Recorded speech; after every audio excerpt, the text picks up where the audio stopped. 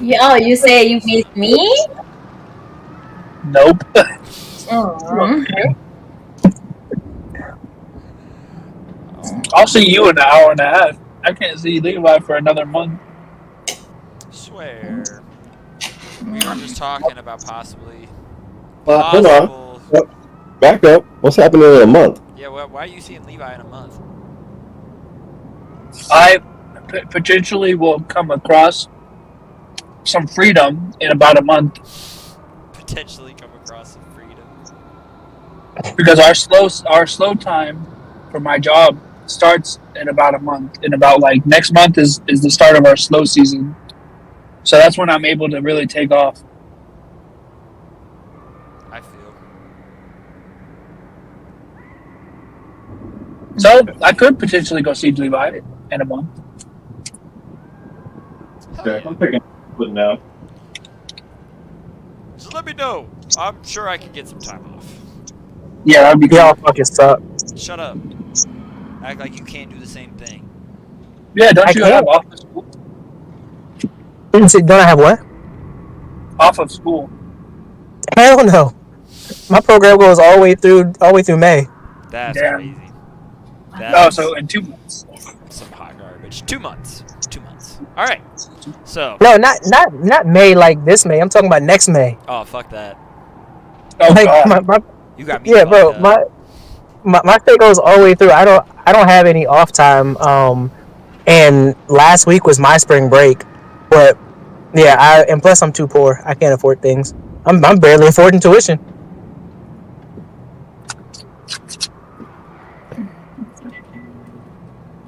week was your spring break? Yeah, last week was my spring break, but I didn't really have a break. I still worked most of it. Crazy. Mm-hmm. How do I decrease the brightness of the computer? Daniel? You heard her, Dan. You gotta go to do it in settings, but just don't mess with it. I'll do it when I get home, I guess. Settings, eh? There's also a button on the keyboard. If you press Control, and then you gotta find it. It's one of the F buttons. F buttons. Yeah, it is F1 through F13 or 15 or something like that. Hell if I know. That's a function button, and there should be one that increases brightness. But don't worry about it. I'll do it when I get home. I don't want you messing anything up on accident.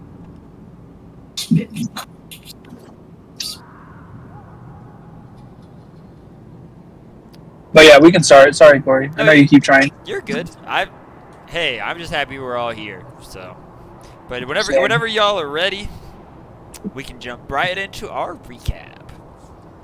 So, last we all left off, you were all traversing through the scorching sands in the southern half of the continent of Plageron, and amongst your travels, you found yourself upon a cactus. Seemed to be pointing on opposite direction of the destroyed road into the scorching sands. A sea of sand before you, and you decided to take a leap of faith, follow the cactus. When it arrived on a second one, you decided to cast a spell to convene with the plant to see what he was actually pointing at. You did learn that all of these cacti pointing in the same place are leading to something. It could be a challenge, but the cactus you talked to, who is a bit of a dick, he did promise that there was something worth it at the end. You guys continue to travel when you began to notice that the winds began to pick up.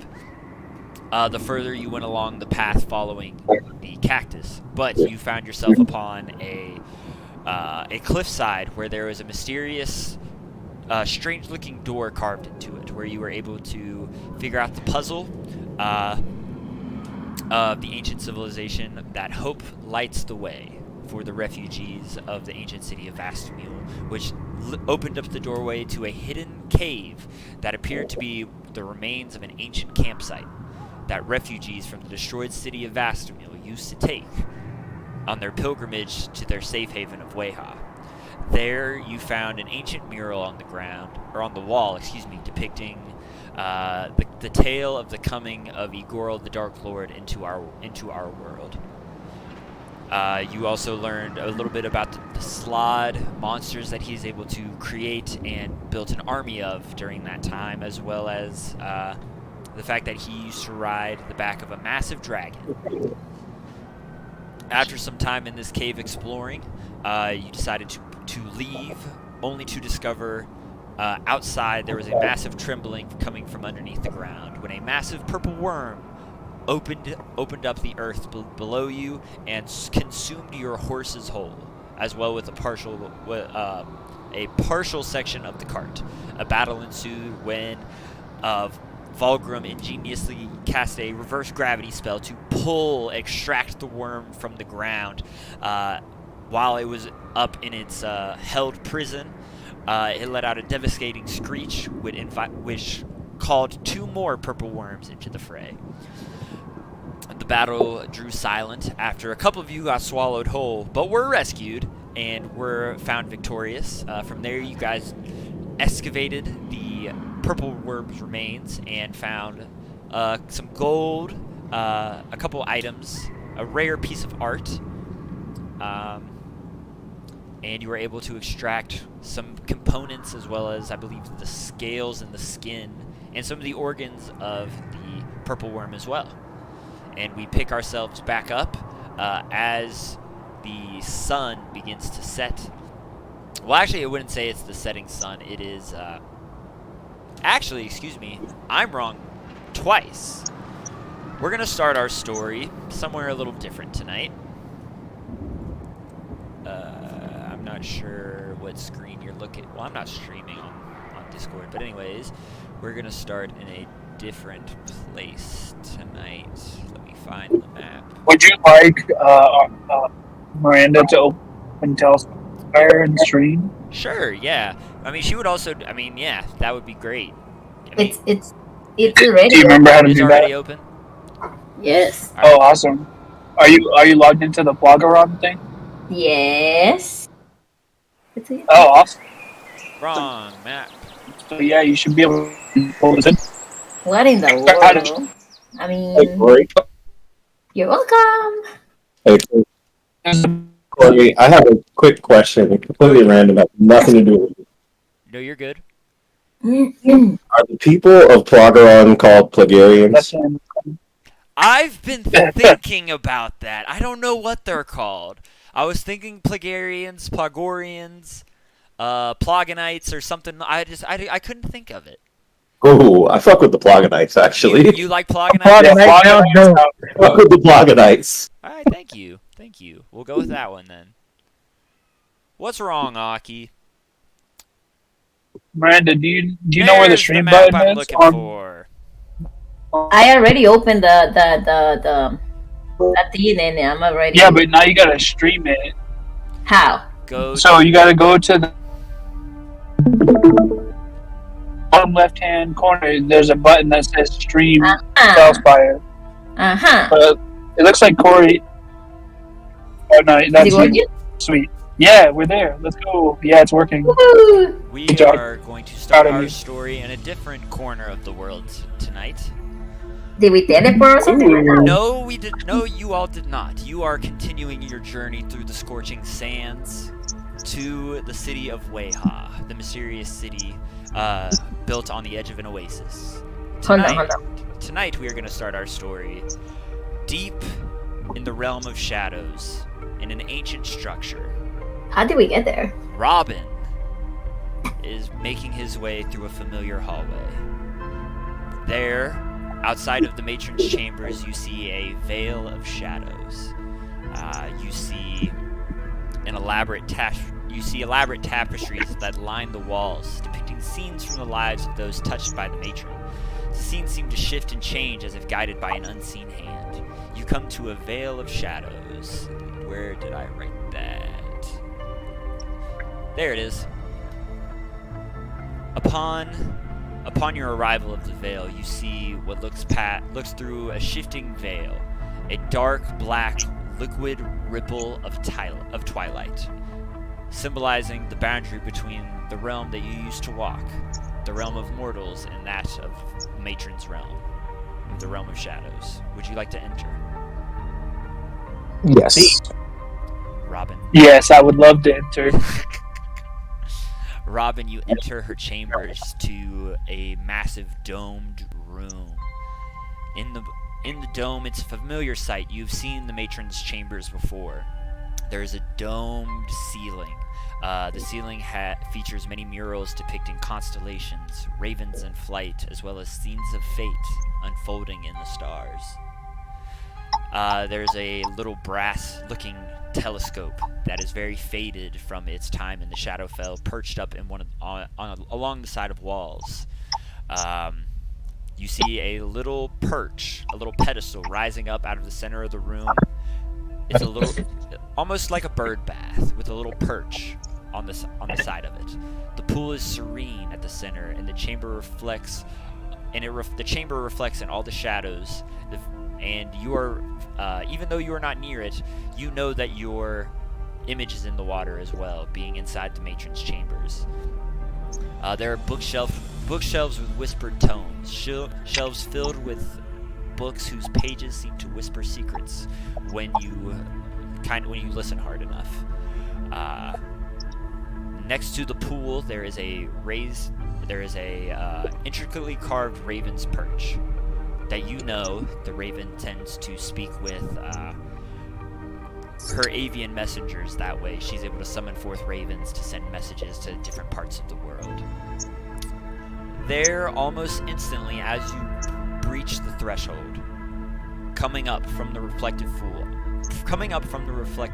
almost as if she was hiding in there the entire time, out of this mischievously shallow pool of water, you see a head begin to rise. The shadows in the room begin to almost draw towards the figure, and the torchlight and the candles seem to flicker and fade, as if almost she's drawing all of the oxygen out of the room. But then, standing before you at her full height, you see the porcelain mask of the Raven Queen.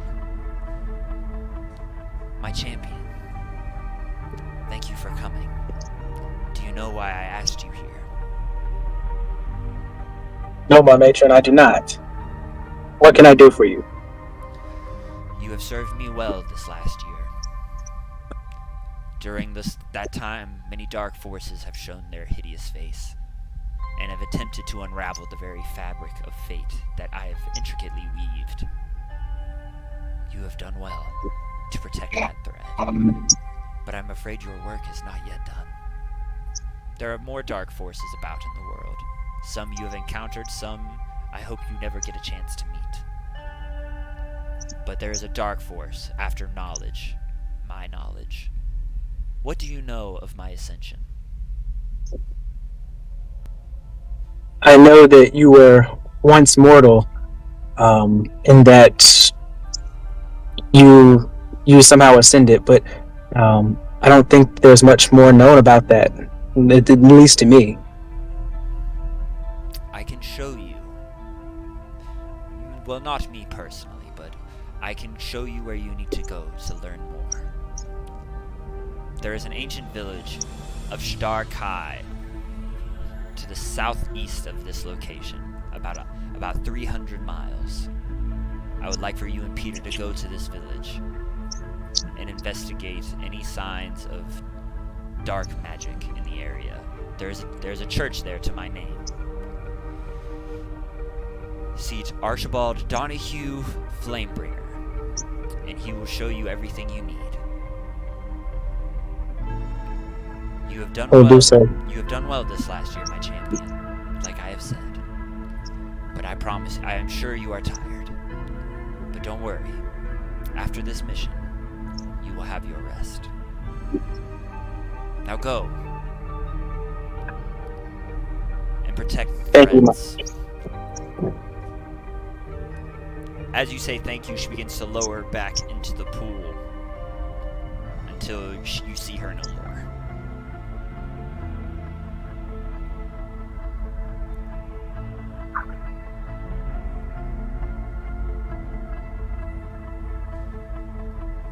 As you leave the chamber, which I'm assuming I'm assuming you leave after you take your leave from the matron.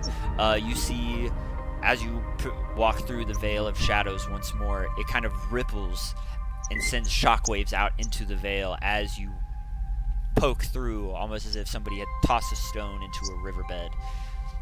You see the circles begin to expand and grow wider and wider. There in the hallway, you see a familiar figure waiting for you, sitting, but front paws kind of not crossed, but very rather close to each other. You see the large bestial form of Peter.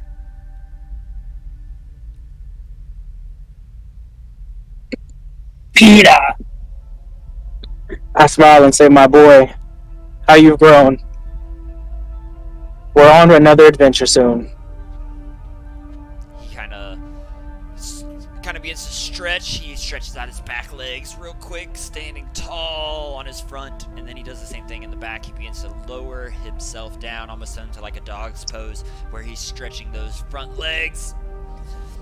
He begins to try to spread its wings out, but the hallway that you guys find yourselves in is not quite big enough for him to display his full wingspan. And as he begins to go, both his wings hit the side of the stone, and he just kind of looks at you kind of confused. He's like, "Bro, can we please leave now?" I look at him and say, It's time for us to adventure, and we're gonna take flight soon. I don't like you being too cramped in these hallways anyway. Kind of chirps a little bit. It's a mixture between the noise of that of a cat and that of a bird. It's a very confusing sound. You're not quite sure how he makes those noises, but he's a griffin. His anatomy doesn't work the same as ours, obviously. But he excitedly follows you out of the chamber and out of the corridors until you find yourself out in the courtyard of the massive castle you found yourselves in long ago, battling that of the ancient demon Ragazu, who is now a close ally. And as you enter the courtyard, you hear a voice piercing into your mind. "Master, what news from the matron? What is our next mission?" We're going to find some Shadar Kai and look to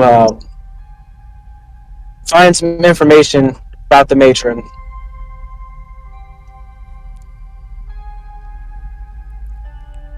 Her figure and her what's the word I'm looking for? Her history has been shrouded in that of mystery and of concealment. For a long time, people have wondered the question of her ascension. Perhaps now we can finally bring that 1,000-year-old mystery to light, Robin. It won't go too far than just us. I don't want people to just try to ascend to godhood. Of course. Who knows what that could be capable of in the wrong hands. Hi, Aki. Hi, baby boy. Robin, you're a good one, though. This man with a 1,000-year-old secret, and the first thing he's gonna do is tell the whole world. This nigga ain't shit, bro.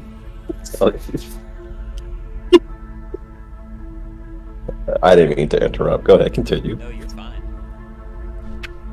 Is there anything else you want to do, Robin, before you mount to the back of Peter and you take flight?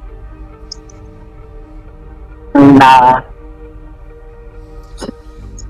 I do want to say that I kind of whisper to Peter very, very gingerly that no one else could hear, and I say, "Yep."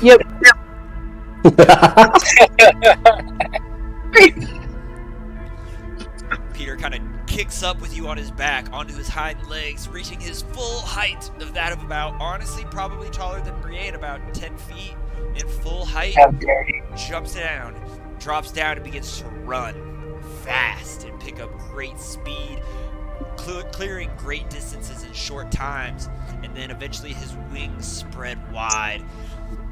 They've grown a lot since you have first encountered Peter. That is a coupling on his first hunt. His wingspan now now surpasses almost 20 feet, and he flaps them once, and he ascends into the dark sky. And from there, you begin to travel, the wind at your back, to who knows what, to uncertainty towards unraveling this 1,000-year-old mystery and keeping these secrets safe. And from there, we're gonna jump back over to the Scorching Sands with the rest of our party.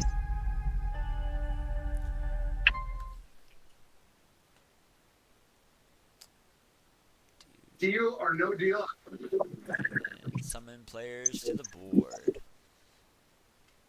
It is now approaching like midday. The sun is beginning to set after your battle with the worms. You are all I would assume you all are tired from traveling and doing combat, but there is still daylight left in the day, Gandalf. What would you guys like to do? Do you want to continue traveling, or would you like to set up camp here again for the night?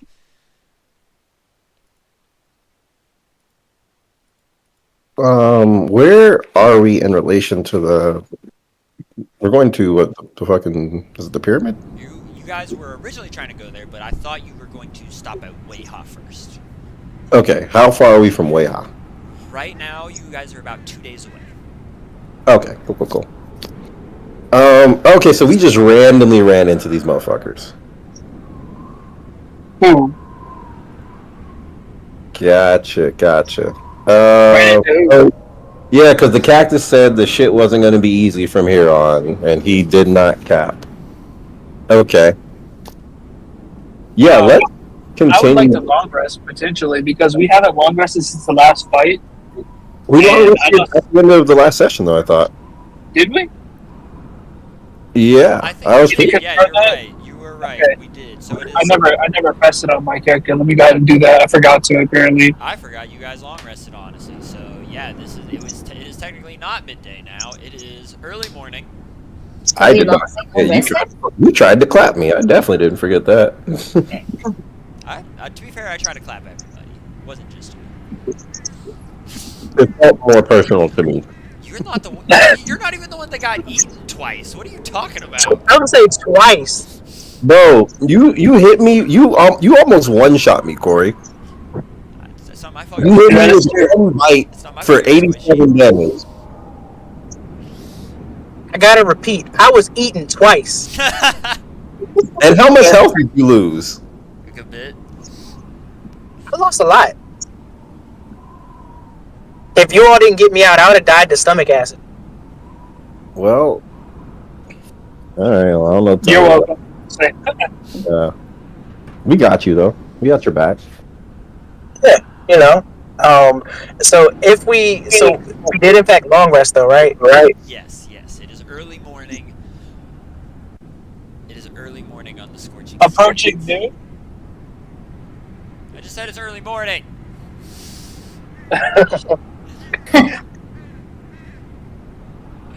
Oh, so let's keep going, no? If we long rested before, then Yeah, No, we definitely should keep going. Yeah. Next time we hit a long rest, tell me right before we do that, because I wanna work on some spells. Absolutely. Sure. Yeah. Sure. You guys begin to set out. And then we can still Sorry, follow go the ahead. cactus. wait. There's no. Are we gonna pass by any shop on the way? To the city? Oh, I love that. There will be a shop in the I mean- city before you guys get to the pyramid, but from here to the city that you guys are going now, there's 2 days. not another shop. No. Oh, okay. Corey, I got some important rolls for you here. Go ahead. 2, 6, 17. Solid rolls. Solid fucking rolls. Always excited for the closer we get to 0. And there's still cacti to follow, right? Yes, there are. Yes. All right. All forces ahead to the next cactus. Let's go. Hopefully, no more worms. You all begin to travel towards the next cactus. There is sparse vegetation clinging to life desperately, and the occasional skeletal remains of long-dead creatures serve as reminders of the desert's unforgiving nature as you pass by. The sun begins to beat down. Does anybody have any shade by chance? Any what? Shade? It's getting fucking hot. The endless expanse of gold and sand stretches out before you, the sun scorching down, casting long shadows across the dunes. As you guys get closer to the next cactus that you see out in the horizon, you notice the sand beginning to pick up and the wind beginning to grow more torrent. Your feet sink into the soft, shifting sands, making each step a laborious effort as you trudge through the dunes. As the wind is picking up, it's carrying these stinging grains of sand, creating a swirling haze that obscures your vision and makes breathing difficult. The sand scrapes across your body. Each of you suffer 3 points of bludgeoning damage from the sand. From the sand? As the sandstorm is beginning to bludgeon you all. Yes. The It's daylight, right? There could still be a sandstorm during the day. But yes, it is daytime. It's still early morning. I would say it's probably around 9 a.m. Can I change into like What would you like to change into? What would you like to wild shape into? I don't know, any beast that can move us faster through the desert? Let me see. Did you have anything particular in mind? Like, you know that Arya has that ability of Yeah. She has wild. Elephants. She has a wild shape ability, yes. But the way you worded it, I figured you had like a specific animal in mind that you would like to transform into. I don't. I wish to have that list of animals that I can ship into. I don't know what animal can move faster in the desert. Does anyone know? Considering the conditions that we're facing. Camels are pretty. I don't know if they're fast, but they'll get the job done. What? A bird? But it's windy, right? Camels. Damn. Camels got 50 feet of movement. Are they faster? They are fast. Yeah, camels have 50 feet of movement speed. And can I ship into that one? Yes, you can. But the camel can only carry how many people? I would say 2 at max if one of them is Vulgrim.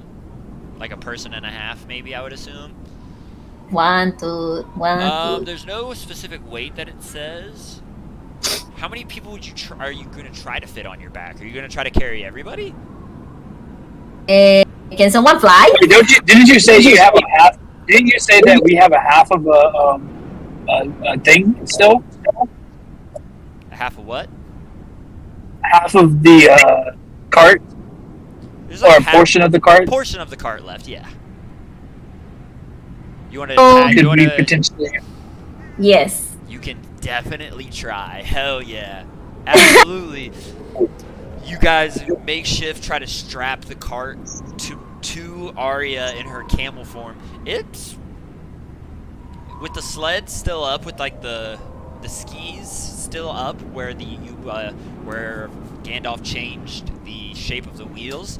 It moves. It moves. Not all of you can fit in there, unfortunately, but it moves. But some on her back and some in the cart, maybe. You can certainly try, yeah.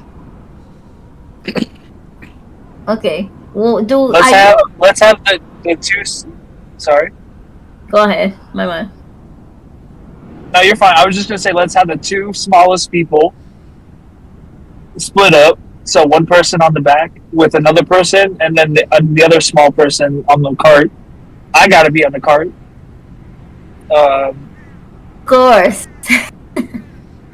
Well, because I'm huge. It's either I walk or I'm on the cart. I can't be on the camel's back. Of That's course valid. not. That's valid. He's a half giant. Brienne's I'm a fucking Goliath. huge. You don't want that, nah. Yeah, the camel does not want to carry Bran. All right, trust me. Gandalf, where are you gonna go? Is there not room on the cart? There is. I was asking because there's also room on Brienne, or not Brienne. Excuse me, on room on Arya because just Vulgrim is there. Excuse you. I can carry 2 on my back Outta and then here. and maybe 2 Yeah. inside. Yeah. Well, I'll be a respectful human being today, and I'm gonna get on the cart. The heck? Hell yeah. Okay. That means I'm with you, buddy. Alloy tries to swing up on top of the camel. He's not here, so he's not going to argue with me. I'm going to roll this athletics check real quick to see how well he can mount a camel. And they say he falls. Oh, yeah, he's probably going to fall. Wait, how much damage do you say we had? You took 3 points of bludgeoning damage from the sandstorm. Okay. Dang it. Do acrobatics. 18. He actually does it pretty effortlessly. Hey, the dice did it, not me. He climbs on your back pretty effortlessly, and Vulgrim easily the same thing. And you guys begin to make your way through the scorching sands. Are you displaying the characters and everything on this? Not on this one, no, that's my bad. But Wow. I can adjust I'm gonna pull them right now. I thought I had a connection or something. No, you're good. They're just not there. That's my bad. All right, so we got not the Sir Otis mini. R.I.P. Brienne. Alloy. Let me grab a camel.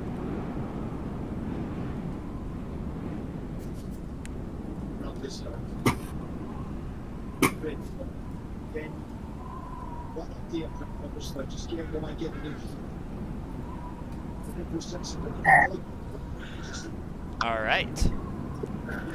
Arya, Vulgrim, and Alloy right there. Brienne and Gandalf in the cart. I didn't pull the cart. Damn it. It's fine. All right. So Arya, you begin to pull the cart during the sandstorm. Excuse me. Look at me. You can feel the weight of everybody just behind you as you're dragging them along. The cart is moving well with you carrying it. At the moment, you have the benefit of the wind kind of at your back, propelling you all forward. Arya, I would like Arya and one other person to roll me a perception check real quick.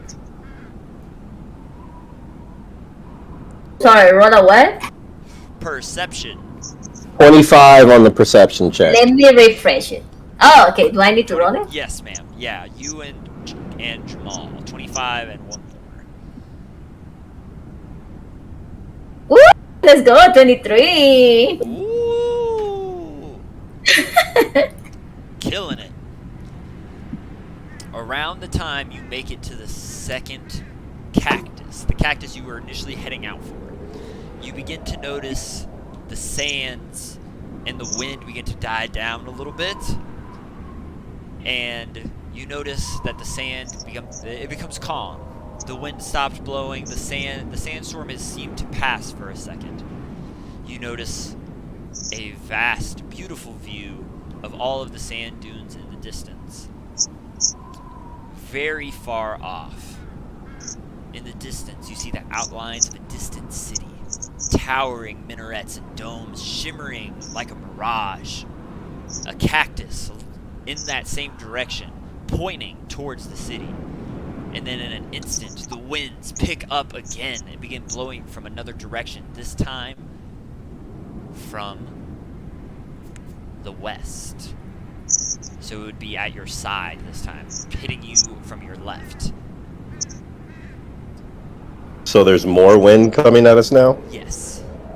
Okay. Can we sense any magic or something like that? Is that a natural thing or someone is broken? Roll me an Arcana check real quick.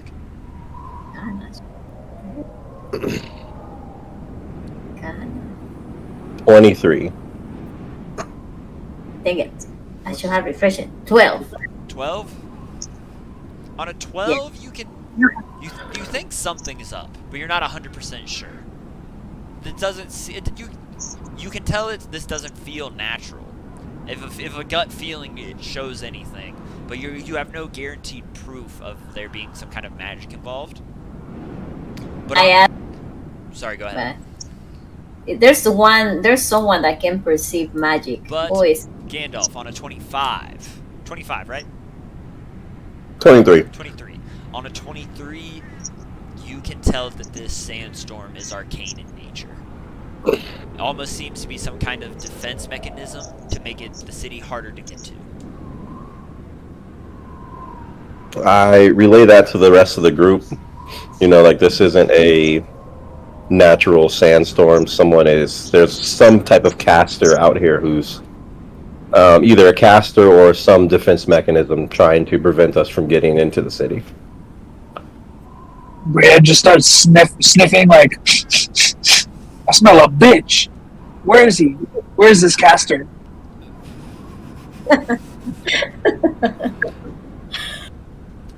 On a 22 perception check, Arya, I can tell that you are still able to tell which direction the cactus was pointing, even despite the harsh winds that are blowing in your direction and you're battling against as you pull the cart.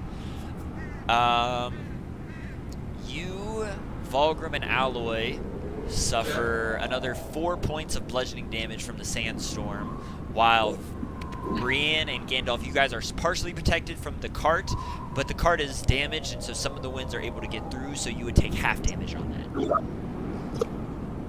So 1 point of damage. Now that I know that this is magic, can I cast Dispel Magic? You can try. It is a high DC because it is a high level spell protecting the desert. The DC is 19. Oh, cake. Page. So what am I rolling for it? It is a D20 plus your spellcasting modifier, which is intelligence. Okay.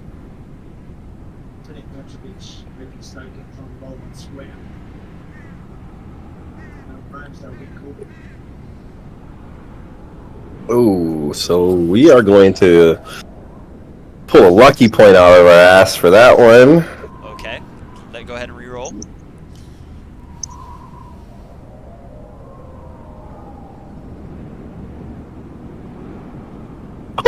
Nat 20, boy! Drop that motherfucker! Okay. As the wind rages and you all begin to get blasted again with sand and these little particles of destroyed dirt and rock and sediment blasting at high speeds from the wind, Gandalf, you're growing tired of this shit. You're like, you know what, bro? I bet you I can dispel this. I'm gonna dispel it. And you send Can I out... yell? Go ahead. Can I yell Expecto Patronum while I do this shit? You absolutely can. Yeah. Well, I'm Go pull up at the top of the cart. I'm just gonna I'm gonna run up off the cart and jump on Miranda's back on the camel. Expecto Patronum! This shockwave of energy kind of comes out from you, boom, in a circular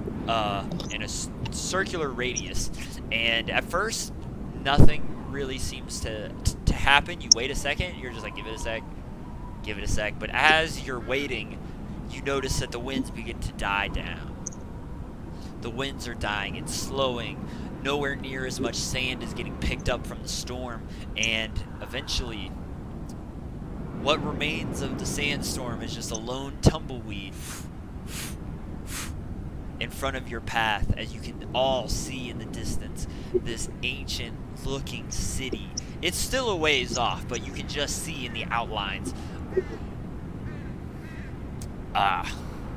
this, like I was saying, this beautiful outlined city off in the distance with these towering kind of spires and very ancient looking architecture. And you begin to make your way through. Sorry, go ahead. What were you doing? I look at Brienne and I was like, your senses were right. You did smell a bitch out here. Motherfucker. I fucking knew it. These motherfucking casters, man, always trying to spit some sand in our face, thinking that's gonna fucking keep us out of this grand city we see in front of us. Oh hell no! That's a wizard's best weapon is his pocket sand. I do have some sand in my pocket. As we speak. Pocket sand. It comes in very handy when you need to cast mold earth in a pinch. It sure does. Well, fuck it. You know, now that we can see and when we know we're heading in the right direction, let's fucking get it, boys. Let's do this. Let's do this. How pissed are the cacti? Say that again. How pissed are the cacti that like the sand is done now? You can try to talk to him and find out. Around this time is you when you get to the next one. Hell yeah, let's pull up on the next cactus. Hey, Aria, do that thing you do, you know? That sounds. Oh yeah, that's That's four a of them now. wild sentence. Do that thing you do. Crazy. And she's a whole camel, which is the funniest part. She's a camel right now. Yeah, for real. Aria, what do you want to do as you guys approach the next cactus? Would you like to try to talk to it, or you just want to keep pushing as a camel? Give that cactus water first. You're gonna give him water. First of all, All right. You pull. You out, learned your lesson, I see. You pull out your water skin and you pour some water over top of the. Over top of the cactus, and then I'm assuming you're gonna cast Speak with Animals. yep. All right. You hear the cactus kind of spring to life. He stays motionless through all of this. However, you can hear him begin to speak. The cactus. Ugh, what a refreshing breath of fresh air. That was some great water right there. Thank you so much. Cactus, all of them are in such a need of water. Well, I mean, we don't need much, but it just doesn't rain very often. You know, I'm not a glutton or anything, but I just fucking like water. Well, you're not a glutton. So this pail of water I got here, you ain't fucking with that? I mean, Can you cast shit. cast something to make it rain here? I'm a cactus. No, wait. I was looking to like who's that one? Gandalf? That's where the pail Yeah. of water is from, probably. Create water. No, Yeah. that's not rain or something like that. Storm. I don't know. Oh, I can make it rain now. I might not mean, I'll be the rain that you want. I'll take a bucket of water if you're offering. I mean, what do you expect in return from me, a lowly, humble cactus? Oh, you're not a lowly, humble cat. You've been in the desert for how long, Mr. Cactus? Oh gosh, I'm pretty sure I've been around for. Oh gosh. 985 year cycles, I think.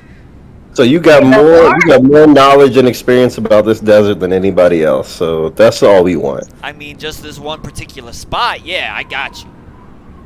Well, tell me about it.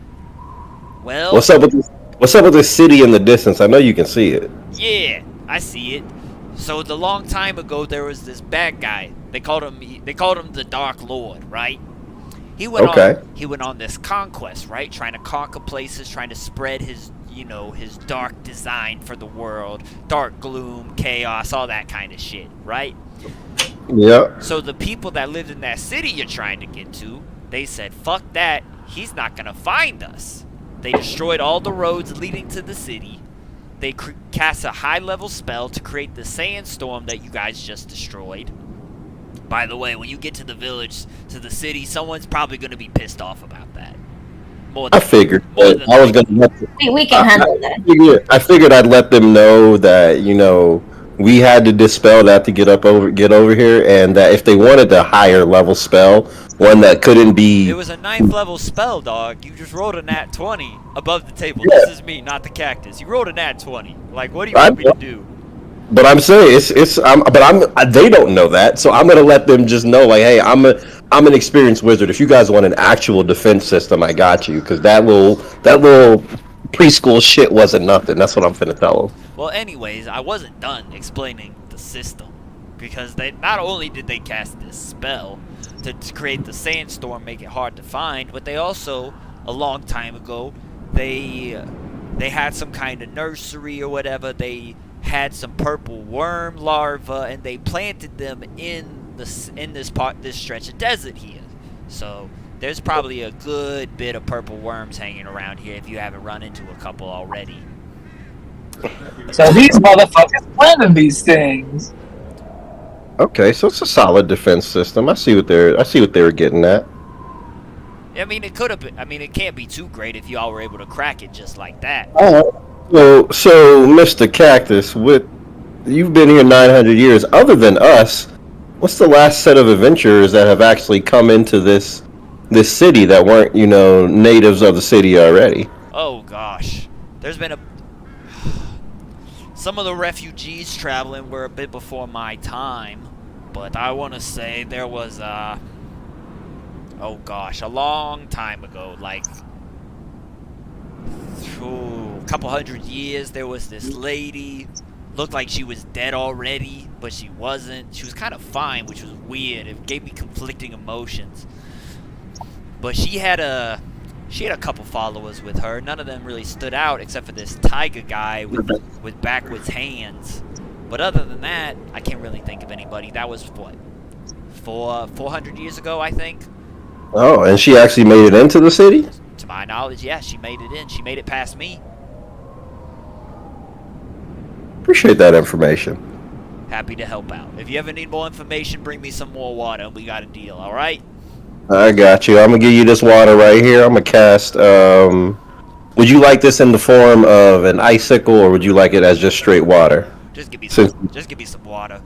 I got you. I'm gonna cast shape water and water whip this joint right over to him. Oh, thank you. And he just gets downpoured. It's like I don't know the name of the music video, but they pulled the string and the bucket of water. That's what he's after.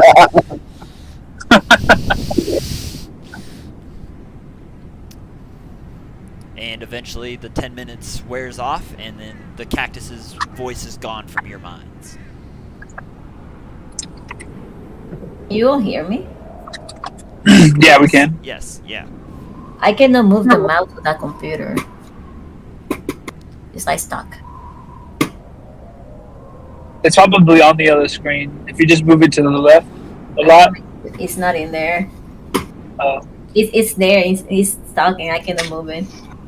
okay. Should I hang up it? I cannot what? Press the Windows button on the keyboard. Hit up. Yeah, I know what it does. And then You still can't move it? I cannot move it. Okay. Well, I'll be home in 30 minutes. 30 minutes. Okay. Okay. Yeah. Sorry for the interruption. No, you're fine. You are okay. We can make can you make it rain after we left this desert, Gandalf? Yeah, I mean, I can. As a present to our dear cactus. Oh, I just made it rain on him. He's good now.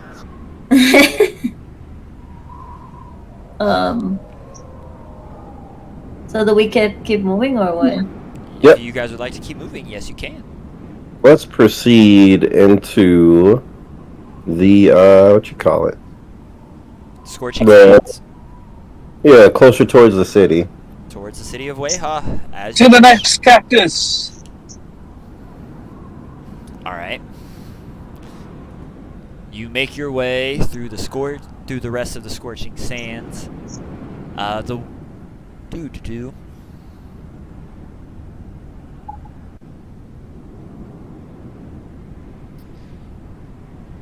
Okay, cool.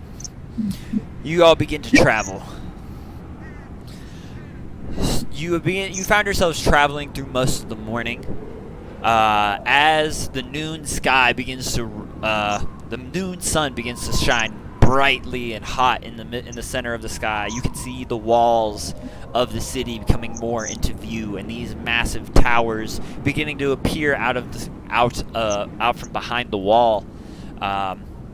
Is there anything in particular you guys want to do while you are traveling at this time at high noon? Cough, cough, Dan. Yeah, I mean, honestly, has anybody? So as we're traveling, I want to look around and start getting really fucking antsy, and just start looking at my companions like I wonder if any of these motherfuckers think they're stronger than me, and I just want to start looking around and like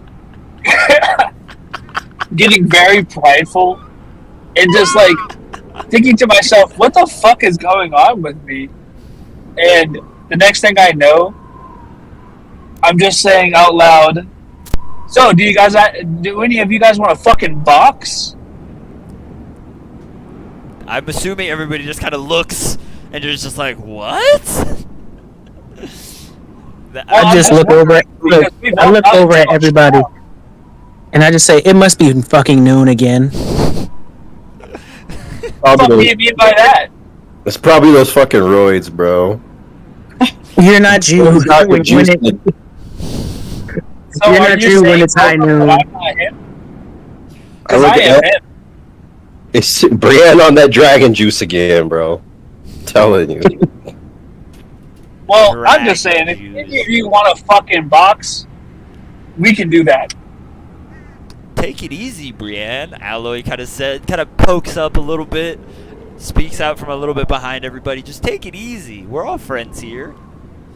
Well, I'm just saying, if I fucking see a griffin the next fucking day, and he's bigger than me, I'm beating his ass.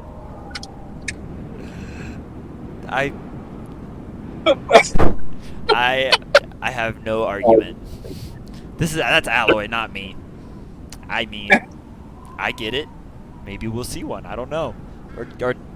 Are they common here? Well, fuck if I know. I'm just saying. And as you see Bran just start sweating, you just see Bran like she's already buff as fuck, but she just starts like growing in size, and she just gets like almost like not double the size, but maybe like a half size bigger because she already big as fuck. Yeah. And she just looks strong as fuck, sitting there twiddling her thumbs, spinning them in circle, like going to grab for her blade, thinking about it like continuously. And she just keeps repeating herself. If anyone's better than me, prove yourself. I look over and I'm like, Brienne, I don't want to fight you, but I'm gonna cast sleep real quick.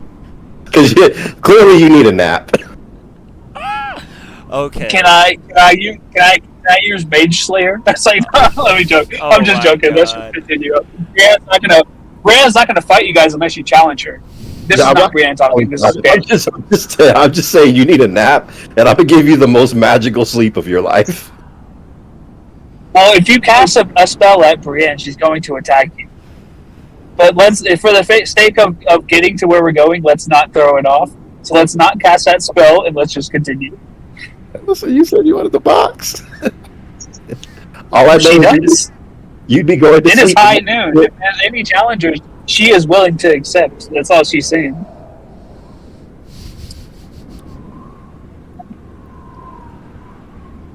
It's like a champion challenge, you know?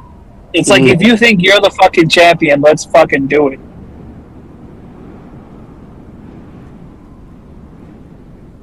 Yeah, Brandon's definitely antsy as fuck. Let a fucking worm hop up at us, bro. I dare a fucking worm to pull up on us. It's a bad day to be a worm. It's a bad day to be a crawler. Let me tell you what. As you are traveling, the cacti that you are traveling by appear to be coming up more frequently than they were previously when you first started on this path. Let me see, which one am I looking for? Is it this one? It is not this one.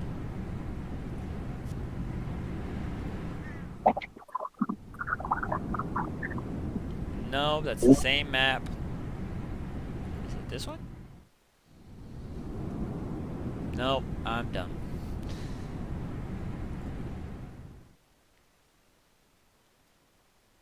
Nope. Oh, I have so many maps. Is it this one? I think it's this one. Yay, it's this one. So many boards. I need to clean this out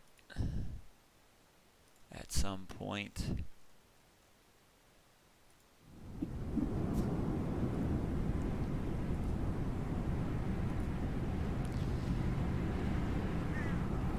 As you are all traveling via the camel, did you change back into your camel, Arya, or are you staying as yourself? So we made it to the city, right? Not quite. You're almost there. But there's no more like sand that can cause damage. There's no more sandstorm. No. It's still the desert, and there's still a bunch of dunes and sand mounds and things like that. But the sandstorm has subsided. I will go back to myself, to my form, Cool. my human form. I mean, not human, but you know. I know what you mean. Your tiefling form. Absolutely. As you are all traveling via the cacti,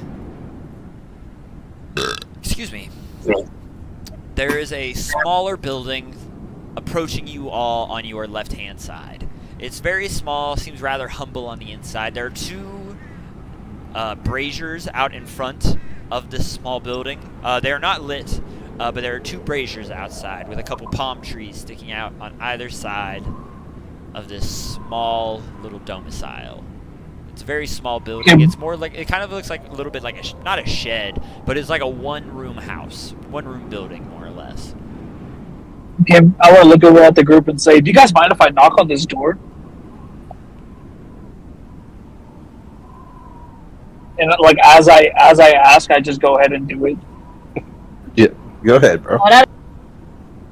Be my guess. I just hardly knock on the door and say, "Is anyone in there?" Be nice. Let me find it. I look back at Ari and say, "Be nice to who?" To whoever is there. As you knock on the door, you come up to it, and the building, as you get closer, is a very old building. Very old, very ancient looking. And the stone door that you come up to knock on it, has these carvings engraved into it. Almost as if they're meant to resemble wind blowing. And you knock on the door, and there's no answer. I look over at Gandalf and I say, do you recognize these symbols? Can I cast a history check or arcana check on that? You can, yeah, if you want. 22. 22. This drawing that you can see that is meant to resemble that of wind moving through the air. It is a symbol that is used very often when talking or when people are talking, or in reference to that of the jinn. If only we had our Genasi fighter. As you guys are kind of standing there, as you're standing there, there's in the corner of this little, next to the door, you notice these ancient, there are multiple wind chimes on either side of the door. Some of them made of metal, some of them made of bone, some of them made of very simplistic things. But there's probably three or four sets of wind chimes right there by the door. Can I just start playing with the wind chimes? You can if you want, yes. Like smash the bell and all. Yeah, you just begin crashing the wind chimes. What once was probably a delicate, beautiful ballad that they would play when struck together against each other is just shadowed out by these massive banging noises of metal clanging against each other, of hollowed out bones clanging against each other. It's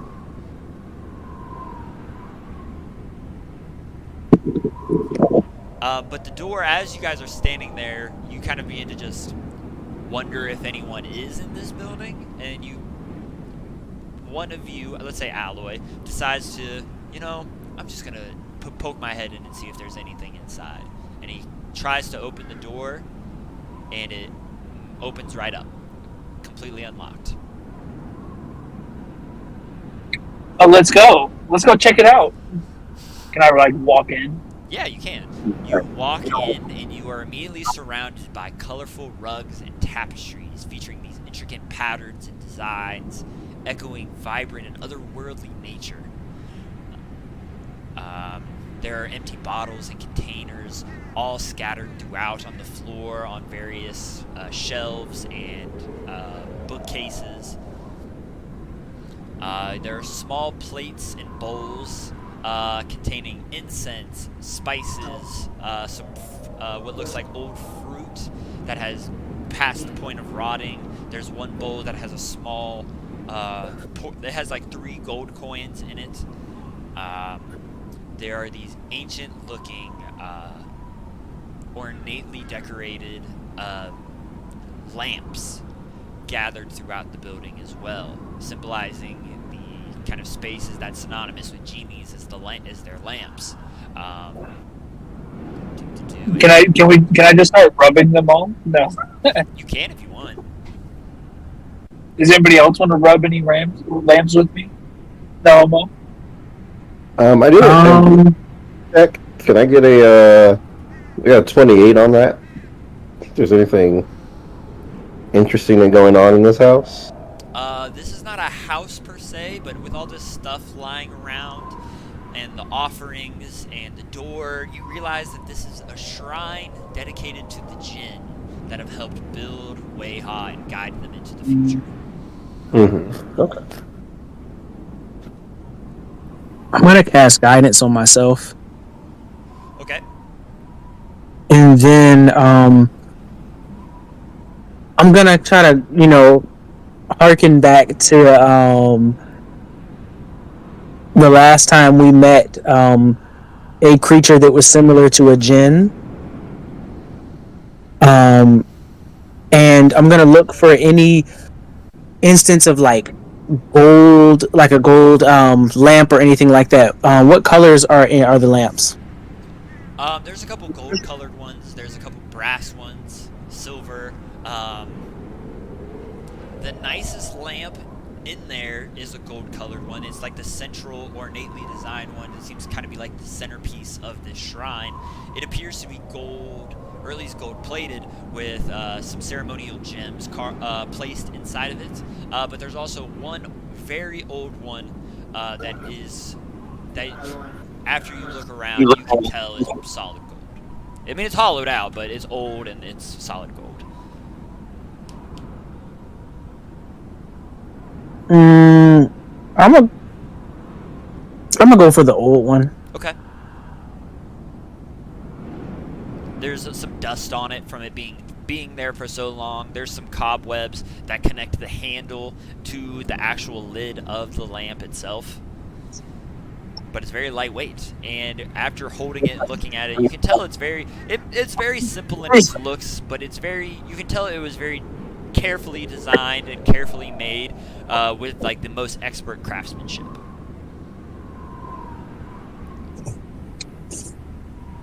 I will rub the lamp, I guess.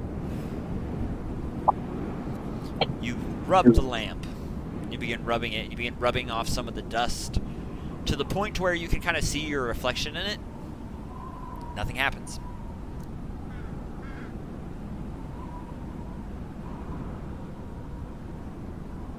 I look at Can I rub the gold one? Volgrim and I tell him I tell Volgrim maybe you need to spit on it first.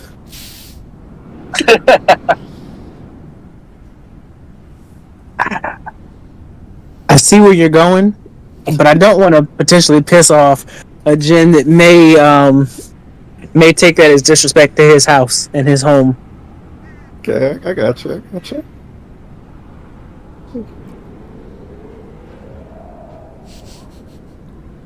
Brian, you said you wanted to do something. I'm sorry.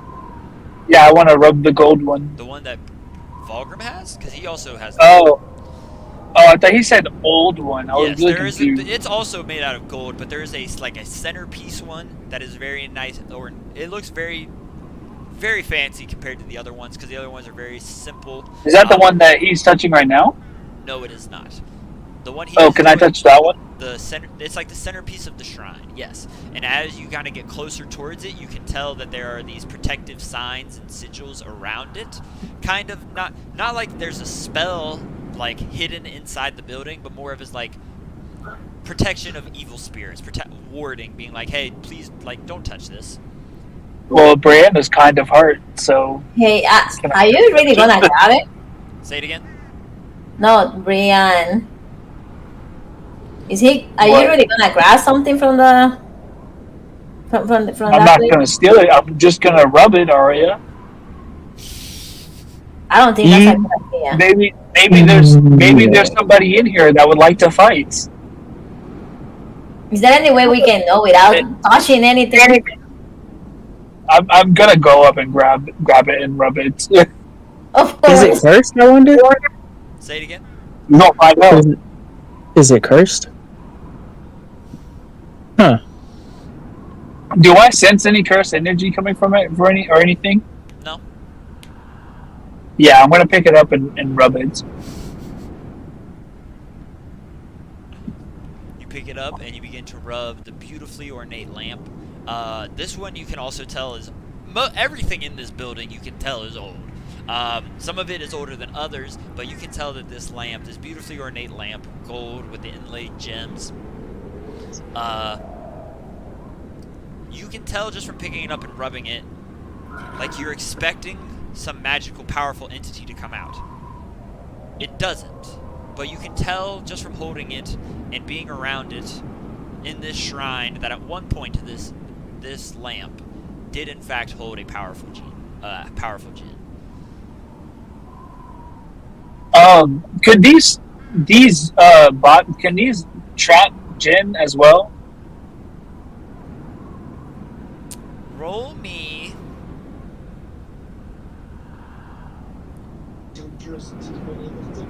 What would I roll for this? Roll me an investigation check real quick.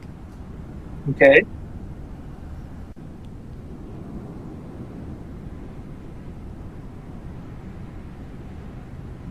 Man, trying to get a Mafuba. 15. It might. Can I potentially, not this one, not the main one, but could I potentially grab one and not be called a thief? I'm not gonna call you a thief, but you can definitely take one if you want. Yeah, sure. Just in case, a Jin want to fuck around and find out. Alright, you take one of the older looking lamps, more simplistic to its design, not the main centerpiece of the shrine, and you pick it up and you pocket it. You never know when you might need to capture a powerful elemental spirit. I just set the one that's like centerpiece back in its place. Corey, you mentioned a bronze lamp as well, correct? Yes, I did. Let me look at that one. Unless Gandalf wants to look at it. Well, I mean, yeah, I'll take a gander. I'll rub the bronze lamp. Can I tell if it's cursed or anything like that? No, it is not cursed. Okay, yeah, I'll take a gander at this bronze one. And based on my investigation, can I get anything from it, or? On your investigation, it was 28, right? Indeed. You can tell that nothing in here is cursed, nor do any of these lamps have a spirit inside. Most of them are just decorative, that were placed there to honor the spirits that are being honored here at this shrine itself.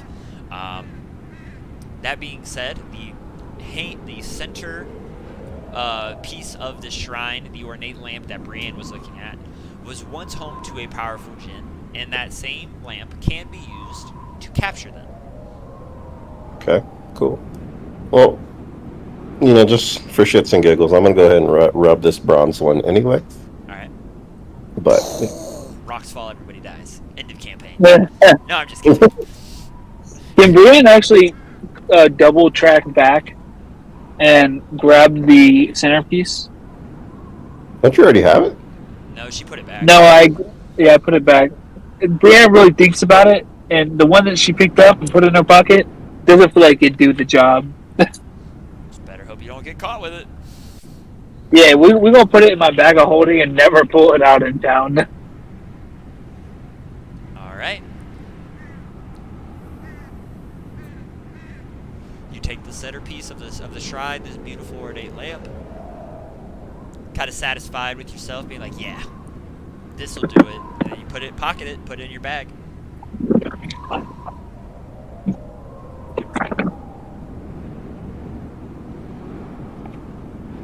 Alright, I think we've found enough in this shrine. Let's keep on moving.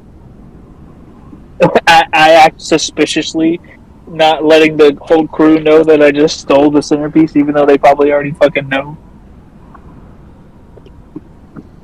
Everybody besides Brienne, roll me a perception check.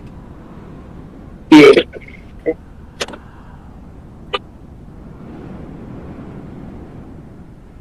Last question. So whether it help go. You say everybody or anybody? Everybody except Brienne. A perception. That's a 29 for me. You dick. Perception. That's a 9 for me. I ain't see shit.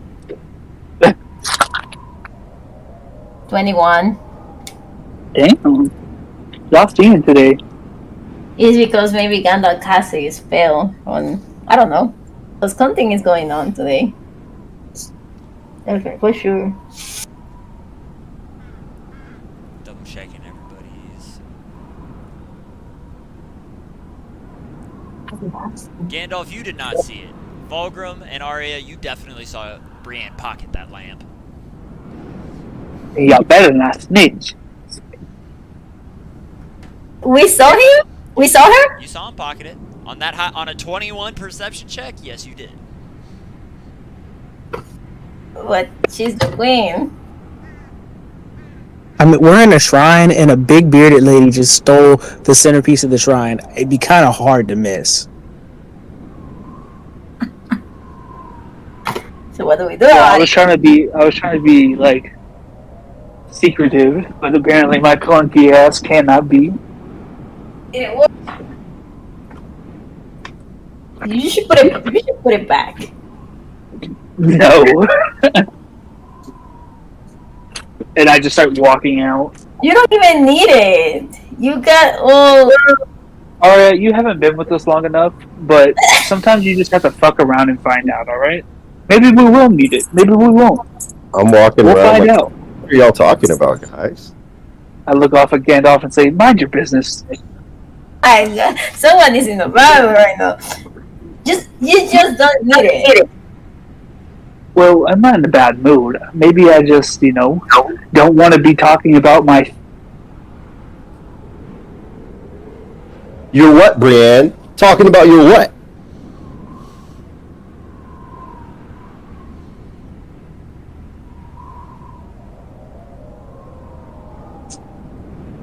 So, let's, are we outside? Will we be outside? Do you want to be outside?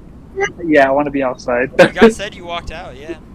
Yeah, and I want to be like, well, guys, I just don't want to talk about this inside the sanctuary I stole from, but yes, I took the centerpiece.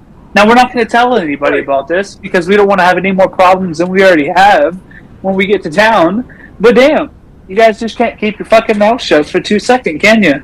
Well, Brienne. You said we? if You speak someone- French now? Yeah, if someone catches you in town, I am gonna completely deny that I know you or associate with you. That's only fair, but at the end of the day, it's going to save my bag of holding, so none of y'all better snitch. I didn't see shit. My perception was 9. Hey, I doubt up Gandalf. I'm legally blind. Matter of fact, I can't even see you, ma'am. Well, that's the way I like it.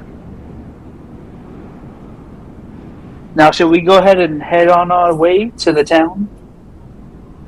Let's do it. All right. Let's follow the cacti. Oh my. All right. You all begin making your way back onto the path as if nothing ever happened. You stumbled upon this shrine for the Jinn. Definitely paid your respects and did not steal anything. Who just left? Damn, We lost. Daniel. I just got home, so I didn't want it to like. Oh, I just heard you. I just heard you get off. I was like, damn, bro. All right. I was tired of y'all bullshit. You're the one stealing can I- shit from sacred shrines. Well, we might need it. What were you saying? Can I roll a investigation check to see if there's anybody following us? Go ahead. Also, I cast a guidance a minute ago, so You did. I remember. Alright, that's 29 plus 4, so 33. Jesus Christ. That is a hefty investigation check. Let me... I want to know if one of those cactus farted in a past life. That's how investigative I want to be.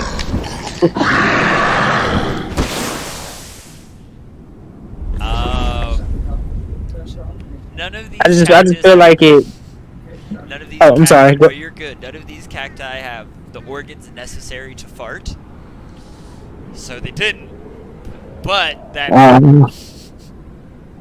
that being said, you do notice, or I would say you don't notice any tracks or any types of anybody following you. So it seems you guys have made it this far safely. You can say that with confidence, that you know no one has followed you. Tracks, you said. Even if they were maybe, say, floating, I don't notice anything. Nothing. Okay, There's no one following you, my guy. cool. I mean, I just think to myself, like, Brienne was stealing shit, so I gotta make sure nobody's on our ass. Like, there's a very angry Jinn that we just stole his fucking house. Not a bad idea. Maybe. As you are all making your way.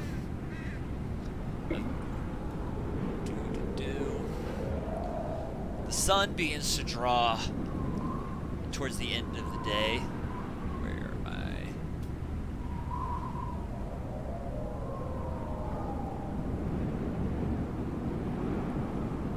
The sun begins to set and you feel the temperature begin to drop.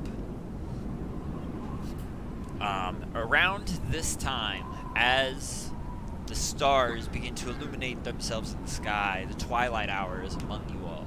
The beautiful shades of purplish blues and orangish pinks begin to illuminate the sky.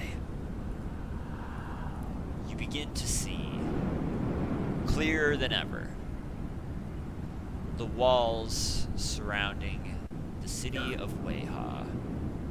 Do I not? I know for a fact I have a board for this. Where is it? Breaking news as we come on the air. Is it? Is it perhaps labeled Weha? It is not, for some stupid reason. Ah, You'd think it was, but no. I'm you would dumb. think. You would think. That's not it. Is this it? That's not it. Motherfucker. If they win, then it's a light weekend due to the FA Cup quarterfinals. That's a big play. Luton hosts Nottingham Forest Saturday morning here on USA, followed by Fulham and Tottenham. That's not it. Is this? No, that's not it. Hey, baby boy. Motherfucker. Farty. What's up, mister? And by Universal Orlando Resorts. It's more than magic, it's real.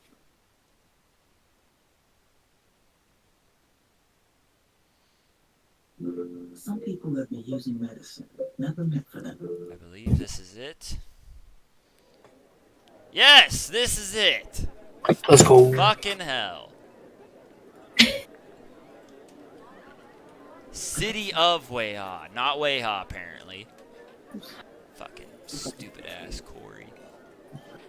Alright, eventually you begin to see the walls of the city. Do I have... Where are my notes? Your basic wellness. As you guys are approaching the walls, you begin to see these little tiny engravings inside of the sand-colored stone that surrounds the wall. The closer you get, you realize these are ancient runes that were used to once cast a powerful spell surrounding the city.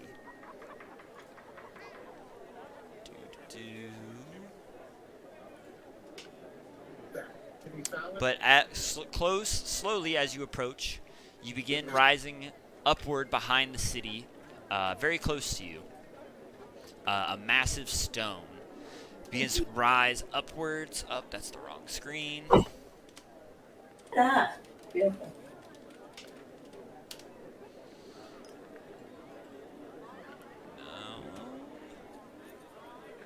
There it is.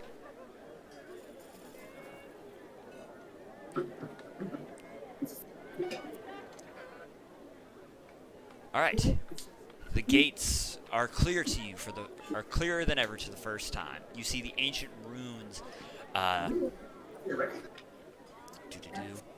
You see an ancient oasis with massive stones protruding from deep beneath the water, along with these massive red stone gates with runes and glyphs carved into them.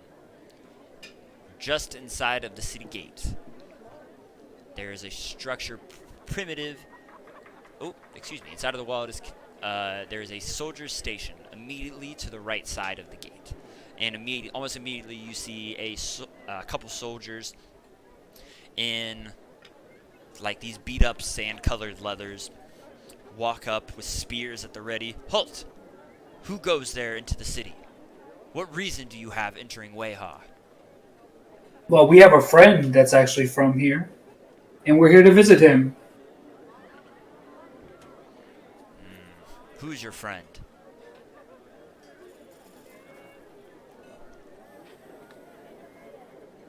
His name is Mur. He's a Genasi fighter named Mur. He's from city of Weha. At least that's what we've been told in our adventures together. We came to visit our old pal. Do you know if he's available? They kind of look at each other, kind of confused.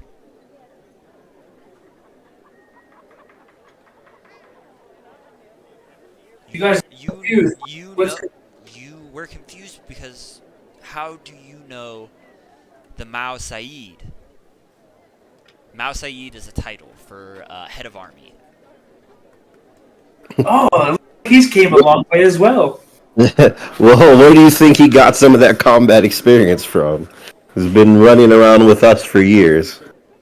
He was a part of our group way before he was the Mao Said. They kind of look at each other. He did travel. She did travel there for a while before she came back. They kind of look at each other a little. Oh, okay. We'll go grab her. Just stay here. Don't move. And they kind of sprint off towards the city, and that's when they run off deeper, and that's when you see the beautiful oasis behind them. It's an illustrious, magnificent oasis, beautiful blue water that expands into more of a small lake than that of a desert oasis. Rocks jet out from the center at its tallest point, reaching upwards of 50 feet. Out of the base of one of these rocks is a dock, where it looks like people use the oasis to swim. You see children and some young adults, probably teenagers, begin splashing and playing with each other. Some of the adventure seekers, some of the younger, more adventurous ones, climbing up onto the rock and then jumping off into the depths below. Along one of the hills of this pool, there are workers along with large basins where they appear to be funneling and storing some of this water from the tarn. Next to this, there are these almost tiered gardens inside of the on the hillside, where there's an irrigation system that is taking some of this barreled basined water and using it to nourish the wildlife and the foliage there on the there in the gardens. And beyond that, you see the city of Weha. These ancient architectural structures that are still standing against the test of time. City folk bustling about. There's a couple of people kind of gathered around the pool. Some just for socializing, perhaps watching their children play. Some of them work there. What is the first thing what would you all like to do? No wonder why Mur wanted to come back here. It's beautiful. So when the guards leave, they just leave the gate like wide open. There's no one here to protect the gate anymore. Can we just walk in? There's other guards there, but they're kind of seem to be more busy with something else. They heard you say Mur the Mao Said, and they were like, "Yeah, no, that's above our pay grade. They got it." Kind of going to their own affairs. If you would like to explore, you're more than welcome to. It's whatever you want to do. If you want to wait there, you can. They are going to come back at a certain time, but. I want to play like Zorro and not be found easily. You want to go wandering off? I'm actually gonna wait.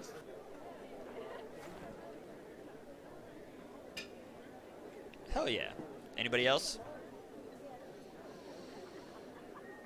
I'm gonna wait because Vulgrim has only heard of Mur. Hasn't really interacted with Mur very much, so Vulgrim's gonna wait, and then gonna ask about the nearest library, because an advanced area like this must have a nice place of higher learning. Yep. While we're waiting, I'm gonna cast a couple of rituals. Comprehend language being the first one, and unseen servant and detect magic. I'm also gonna cast comprehend languages. I'm gonna walk around too. Come on, Arya, let's go. Yeah, it's a city. We need to go and explore it. Okay. Right? All right. We'll start with you guys. We'll start with you two. Brienne and Arya, you two storm off almost immediately after the guards turn their backs to you. The Vulgrim and Gandalf are kind of making plans, talking about what they would like to do, and they look over, and you and Arya are just fucking gone, just out. You make your way past the Oasis pool, and you, like I was saying, you begin to walk past the basins and the workers as some of them are tending to the gardens that are terraced, like I said, tiered, layered on top of each other in different sections of the hillside, and eventually you come up to this beautiful like secondary gate that leads that separates the oasis from the actual city itself. And almost immediately, you see this beautiful golden domed building. You can tell from the outside, it's very old. A lot of expert care and detail was put into this building when it was created. But besides that, on that main stretch is that gold library. There also are a set of tents and merchants and people working out of carts and booths in the main market district. You see a variety of beautifully ornate food and unique exotic food and fruits that you've never seen before. You get this pungent, I wouldn't say pungent, you get the strong aroma of spices being cooked with in far off down the what's the word I'm looking for? Down the alley, down the road. Thank you, brain, for coming up with the right words. But you can tell this is just what appears to be like the first section of the city. There's a lot more left to be uncovered.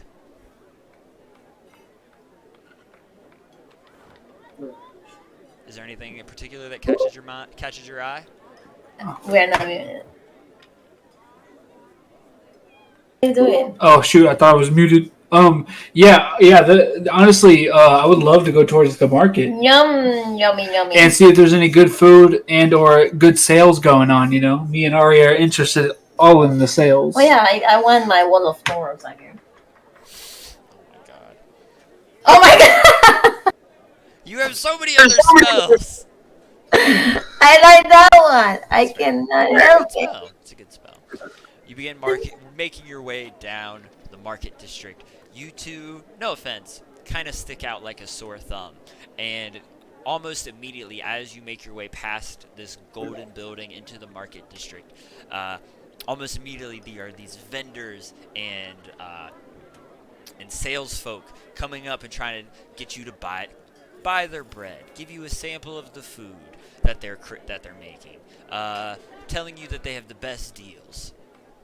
Traveled from far, yes, I have just what you need. Please come, won't you try my sweet loaf? Got the best prices on magic items this side of Edhelin. Come on, come down while the items are hot and the runes are still carved. Come on, come on. You had me at delicious bread, sir. It's not. He doesn't have poison, right? How do we know if he has poison? No, I he kill has him. poison, right? The elderly man and woman that are running this, what looks like a bread cart, you walk over and they're like, you can smell the flavor.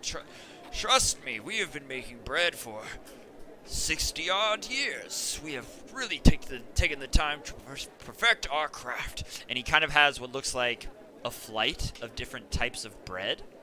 This is a sourdough that is used from freshly ground tiave that is cultivated daily by here in the farms of Weha. This is a sweet milk bread. No extra added sugar or anything like that. It is naturally sweet like this from the milk from the cows. This right here is more of a robust bread. This here is kind of a heavier. He begins hitting it, and it sounds very hollow on the inside.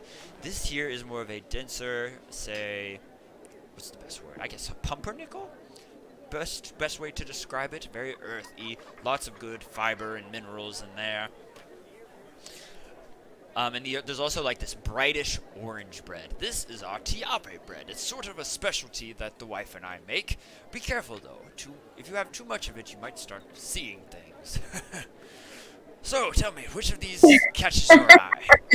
We should buy a few of those and take it to the guy so they can chill out. Yeah. And relax a little bit. I agree, Arya. Let's buy 5 of them. 5?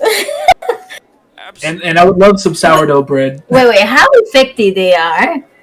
How effective? Like in how long Well, was I it? mean, they're not edibles per se. They're not dosed for that. They're not really... If you eat one of them is fine. If you eat, say, maybe 3 or 4, then you might start to maybe hallucinate a little bit, but... Take more. Let's get 15. You want 15 pieces of that? Or 15 loaves? Alright. How much are they? Yeah, that's a great question, Arya. Depending on which one you want, most of our bread is 3 silver pieces, except for the tiave. That one is 5 silver per loaf. How does 40 total silver pieces sound? 40 silver pieces. That is... I'm trying to do math. Persuasion. Yeah, I Oh, just that persuade persuasion him. check. Roll me a persuasion check. Whoa! 26!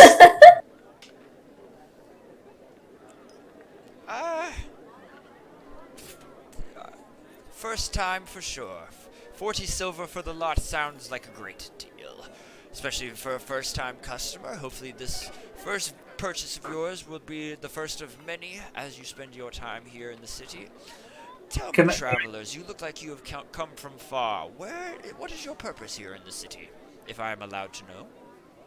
Well, I'll let you know this. We are here to see a friend. And I flip him a tip of 1 gold piece. That is greatly appreciated. Miss? And I say, could you potentially give me some information? How good is your head of the military. The Mao Said? That's who I'm talking about. Yes, She Mur. is a rather. She doesn't show. I mean, she is a person of the people. The city loves her. She is quite well regarded amongst the higher ups of the city, yet she is beloved by the common folk as well, which is a very rare commodity these days. I hold her in very high regards, as do many other people in the city. Son. I think sounds like she's doing a great job. What do you think, Aria? She's been doing Yeah? a great job so far. Well, thank you, sir, for the bread and for the information. Do you know where we can buy some fails and what? Some spells. Oh, In a shop? spells per se, like an item enchanted with a spell, or like a spell scroll. Both. Both of them. Well, this is the market district. This is more for produce and handmade goods. There's an artificer district. There's an artifice district. A little bit down this way, you will take a left at the. You will take a left at Sandy Way, the corner of Sandy Way and Oasis Boulevard. Down there, you will take a corner there, and that is the opening up of the artifice district. You'll know you recognize it when you hear the sounds of tinkering.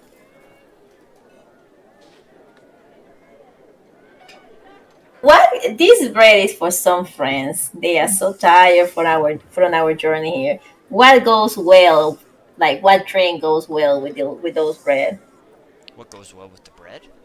Uh-huh. You are the maker, indeed, so you should know what drink goes well with it. You know, Me personally, why? I enjoy the sourdough with. I don't drink very often, but when I do, I prefer a nice ale with the sourdough. For the sweet rolls, I prefer. To be honest, I prefer coffee with those. I feel like those are a good breakfast snack or a good breakfast. You know what I mean? Something for the early mornings, or maybe a late night snack for that sweet tooth. But I prefer that with coffee, or maybe a sweet drink like milk or tea, perhaps. I think you hit it on the head when you said ale. You know, Aria, you know how long it's been since I've had a good glass of ale? Since Can you the night point me in were the almost direction there? assassinated. Sorry? I said since the night you were almost assassinated. That's me. Yeah, not the dude. that's been a long time, Aria. Can you point me in the direction of your finest ale house? Oh, yes. There's actually one right here at the end of the market district. It's right over there. He points out the corner building. It has a... Out of all the buildings, it's the only one that has a red... not tarp, but a red awning on the top. They are known as the ladies in red in there, and hopefully they give you a great time. It's the best. Well, I hope The best drinking hole in this part of town, if you ask me. Aria, do you mind stopping in there before we go get your spells? I would love to. I I would guess love a good so. drink. All right, you guys head into the tavern, into the watering hole. We're gonna jump back to Gandalf and Volgrim and Aloy as those three are standing at the gates waiting for Myrrh like they were asked to by the guards. I would say it's probably been about 15-20 minutes by now after the guards have left. Is there anything you guys are discussing amongst yourselves before they arrive again? I just kind of asked Gandalf what kind of, I've heard that Myrrh is quite powerful, but were you expecting Myrrh to be this well regarded? Doesn't surprise me. Myrrh was always a good Genasi, very very skilled fighter. Not surprising that he rose to the ranks of the Masaid, but at the same time, he also went home with a genie that was able to cast a wish. So take that with the grain do with that information what you will. Fair enough.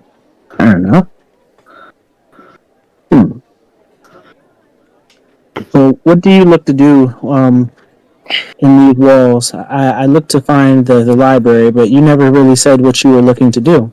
Oh, Volgrim, you don't know what I'm here to do by now?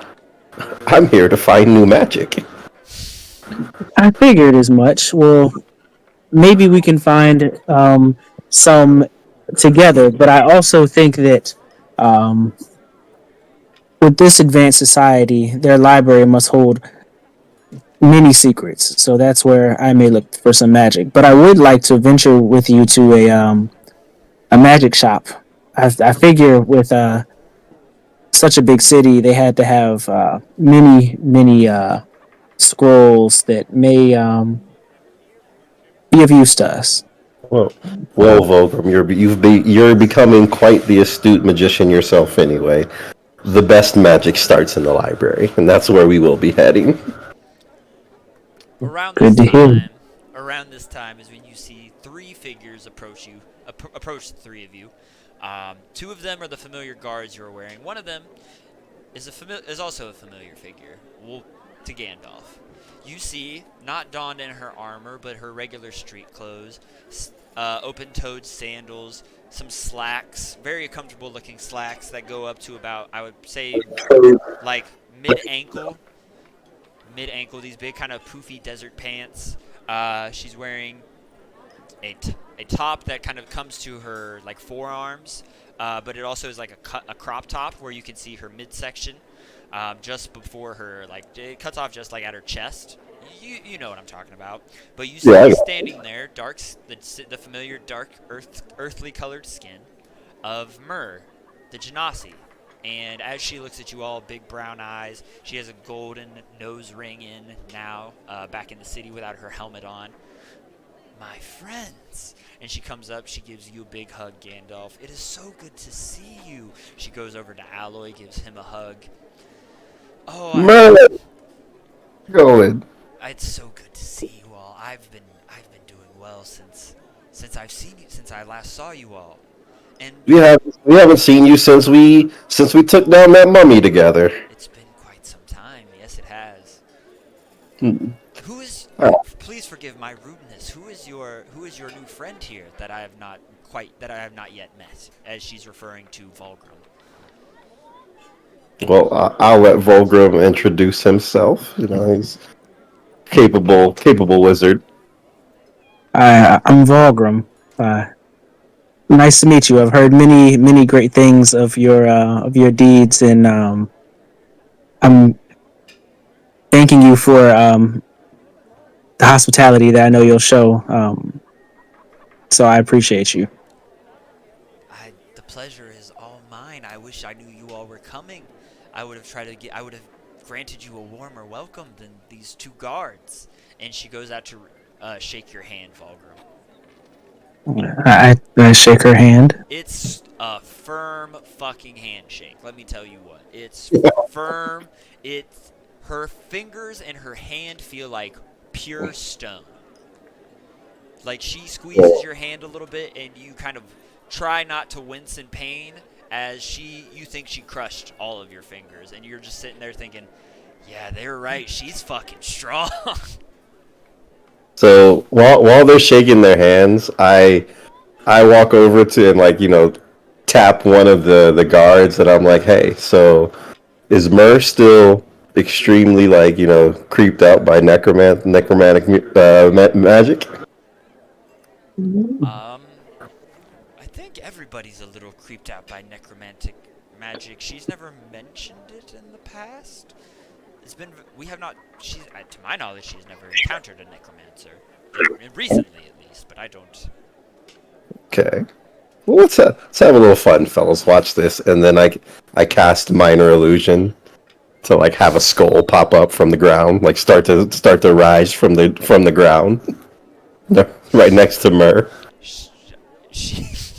The skull begins to kind of hover and rise up above the sand, and as it gets about maybe 6 inches off the ground, Myrrh raises her sandaled foot and attempts to crush the skull, and you just see a poof of sand go out in all the directions. That's not fucking funny. I see you haven't changed. You haven't changed much, my friend. It's great to see. She kind of chuckles a little bit. Neither of you. So tell me, what brings you all here? I'm sure you didn't come here just to reminisce about the glory days. Well, not part of it, but honestly, we were running around looking for a pyramid. We somehow ended up coming into the desert, and we figured, remember you told us Weha was around this general area, so we thought we'd come on by, give you a visit. And also, I'm gonna need to see your highest level magician because I may or may not have dispelled your sand spell. You guys might need to get that back up and running. It was kind of child's play, but I don't want you guys to just be out here defenseless. She kind of looks over. You're the one who did that? Well, yeah. Who else? How else were we gonna get here, Mer? Well, that's... Be smart and figure it out? I don't know. I But think that's exactly what we did. yeah, the Mudain is very upset about that. So we're gonna have to recharge the wall and recast the spell, which is gonna take a lot of energy. I don't mind helping him out. Maybe for repaying my labor, he can teach me some of the magic in this area. Perhaps, but you'll have to take that up with him. Well, what's an agreement from one caster to another? If I remember correctly, it can be quite a lot. Fair. But anyways, enough of that. I'm sure you guys would rather see the city. Is there anything that you guys would like to see first? The library. Yeah, we can do that. It's actually not far from here. Follow me. And she begins to lead you past the oasis, through the main city gates, and you see her beginning to approach this beautifully crafted, ancient, architectural-looking building with this beautiful golden dome on the top. This is the color of the building, the same color as that of the sand on the ground. Well, here we are. This is the Nomad's Codex Citadel. Nope, wrong word. Nomad's Codex Repository. The Nomad's Codex Repository. This is... Congratulations, you have now been to the biggest library on the continent. Come on, let me show you around. And she leads you up this this ancient staircase that's intricately carved. Each one, you can tell, has been carved by hand as you walk up this ancient structure, and you just kind of are baffled by the size of it. It's the biggest structure of its age that any of you had seen. It rivals the date of that of the Tomb of the Knowing Mistress that you all encountered Shantok the Beholder in long ago. But you enter and you see... No, my note's locked up again.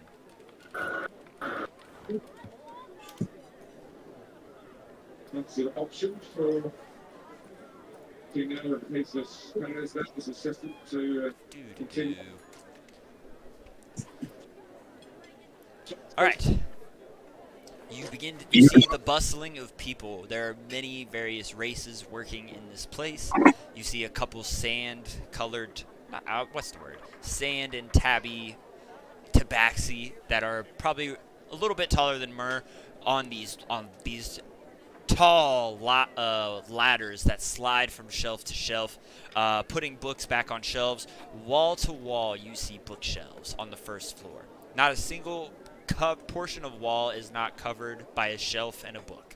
There are very numerous aisles of shelves as well, each one to the top with books. You see on the second level there's a little balcony that overlooks the main area of the library, with various books and bookshelves around that one as well. Each book ancient looking. These massive looking tomes that have survived more than most people have. And then in a corner on the second floor, you can see a staircase that ascends upwards with a rope in the front. and then as Myrrh leads, sorry, go ahead. I thought somebody said something. That's my bad. As Myrrh leads you up to the front, you see a long-haired halfling girl, probably about the same age as you all. Her massive framed glasses are kind of hiding her freckled face.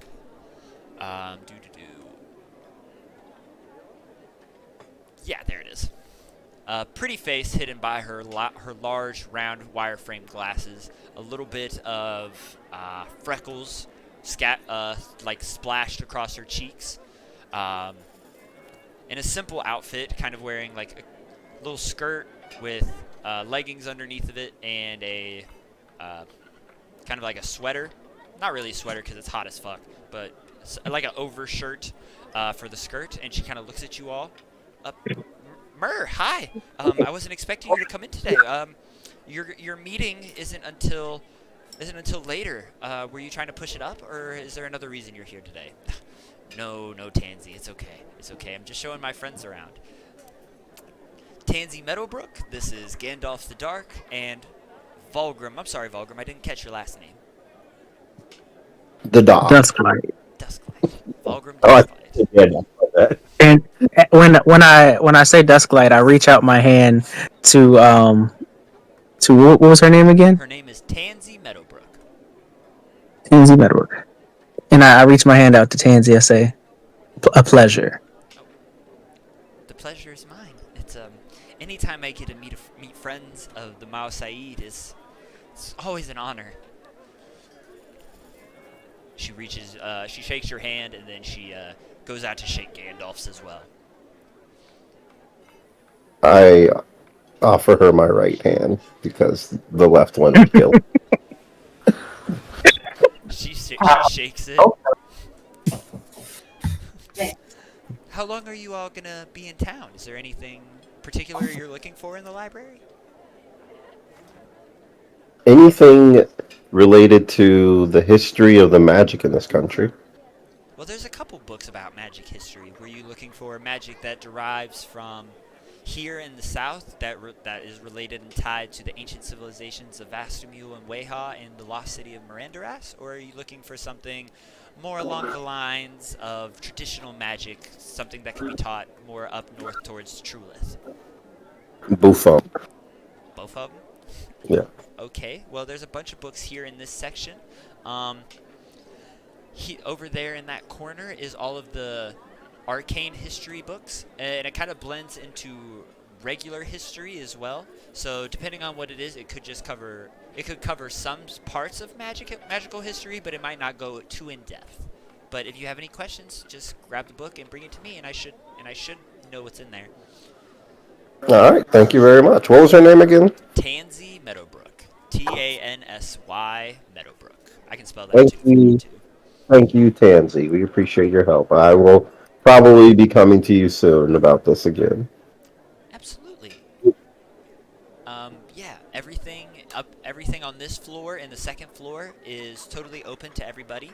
But there's a staircase that goes up to the third floor. But I'm sorry to tell you, but the third floor is the restricted section. Only high-ranking city officials like Myrrh and people with express written permission from the Mao Dain are allowed in there, unfortunately.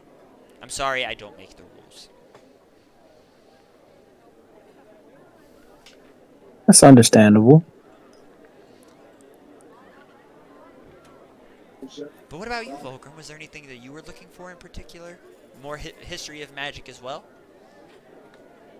Yeah, I'm sort of Yeah, I don't mean. a book nerd. I'm definitely looking for the history of magic, but also the history of the technological improvements of the city.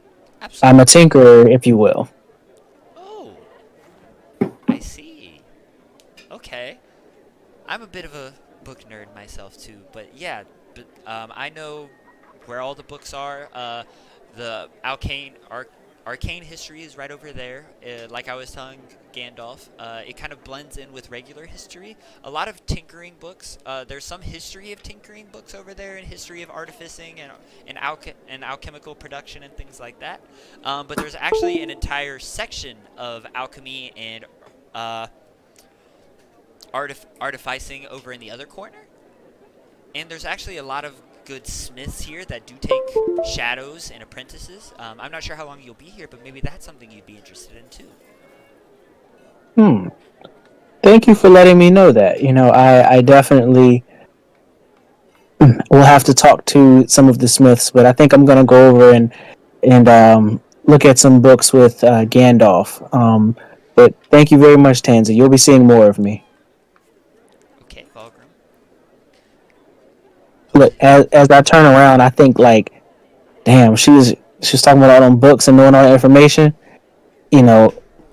Vulgrim kind of bricked up at the moment. Vulgrim like, damn, she kind of tickled his fancy.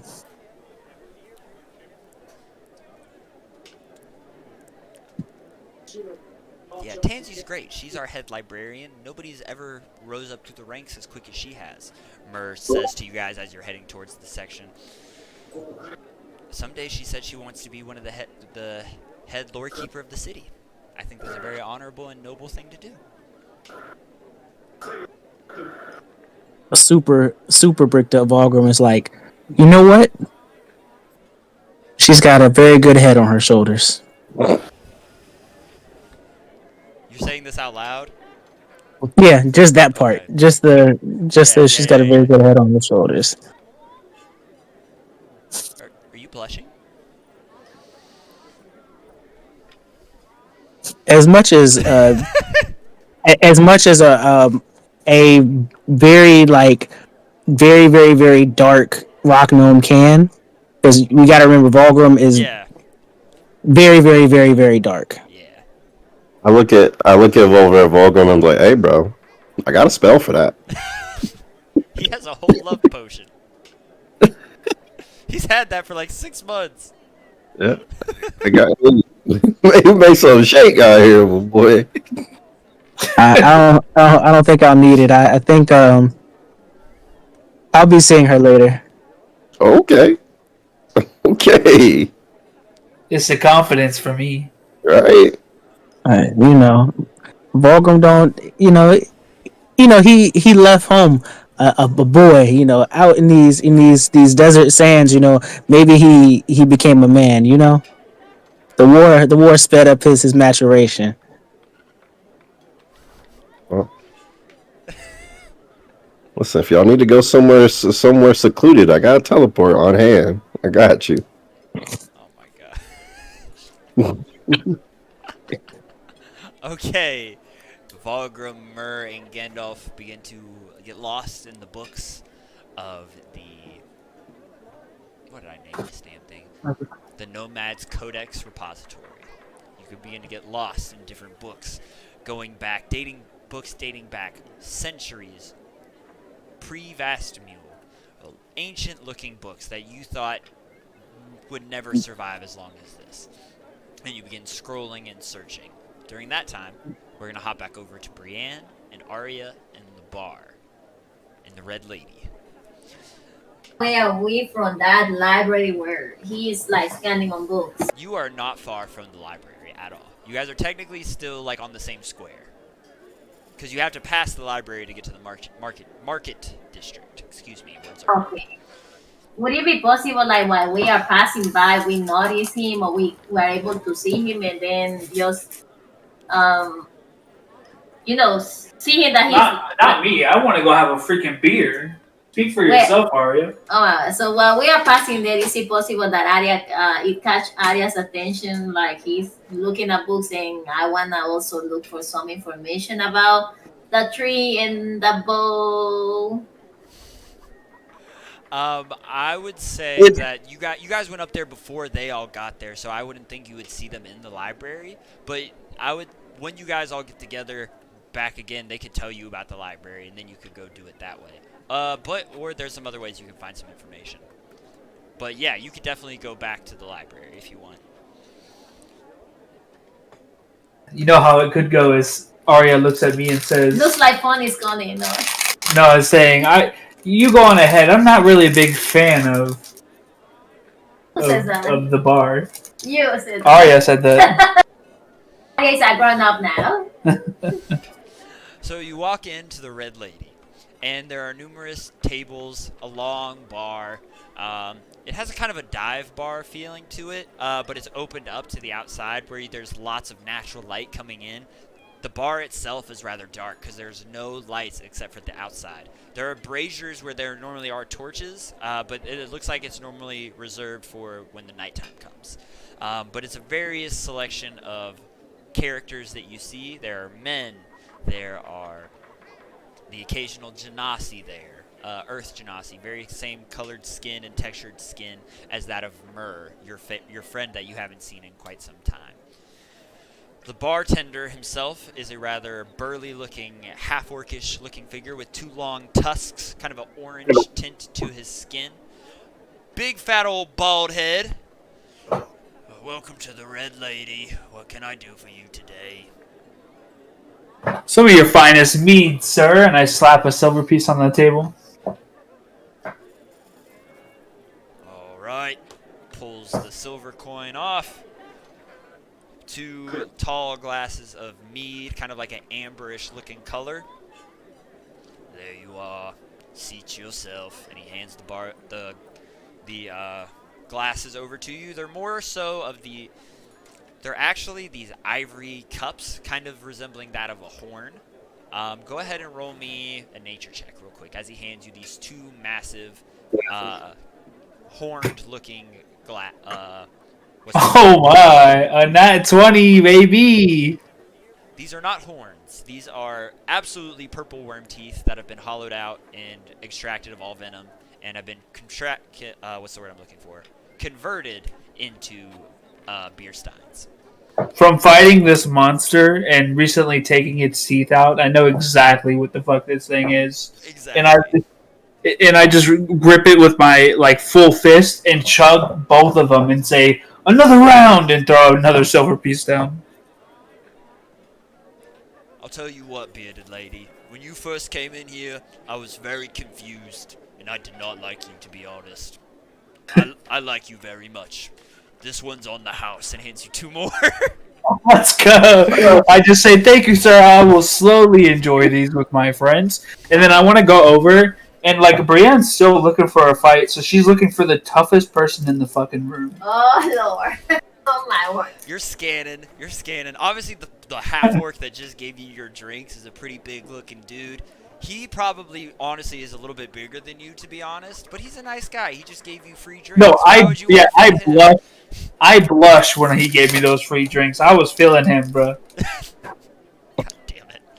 That's not the person I wanted you to romance. That's not who I was. I'm just saying, I like a man who gives me some free beer, bro. That's all. Don't we all like somebody who gives us free beer? Anyway, Just like these women out here, bro. Always after these free drinks. Good thing you're not here to say that. It's like, as you are scanning the crowd, you see a couple humans, male figures, all of them probably mid-20s, early 30s.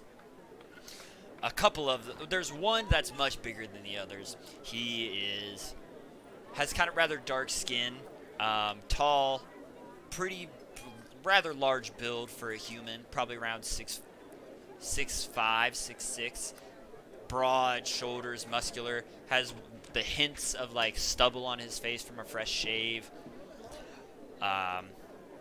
He's the biggest out of the people in that group of men that you can see. But they're all wearing that of soldier garbs, the traditional outfit that Myrrh used to wear when you traveled with her. You can tell that these are soldiers in the Wahian army. Excuse me. I'll walk over to these soldiers and just say "Tueha," and then I'll say, "I used to travel with the folk that wears the same costume you guys got on there." And I look at the one you were just describing as being the biggest one and say, "Seems like she's trained some fine warriors and I like hit him in the chest, not like soft, but like you can hear like a thump. Yeah. You know what I mean? They all look super confused. They don't know whether to be offended or aghast because, like, you tried to compliment them, but they just don't know how to take it. Because first off, you called their uniforms costumes. And then you put your hand on another guy, and he just kind of stands up in his chair. We're trained pretty good, all right.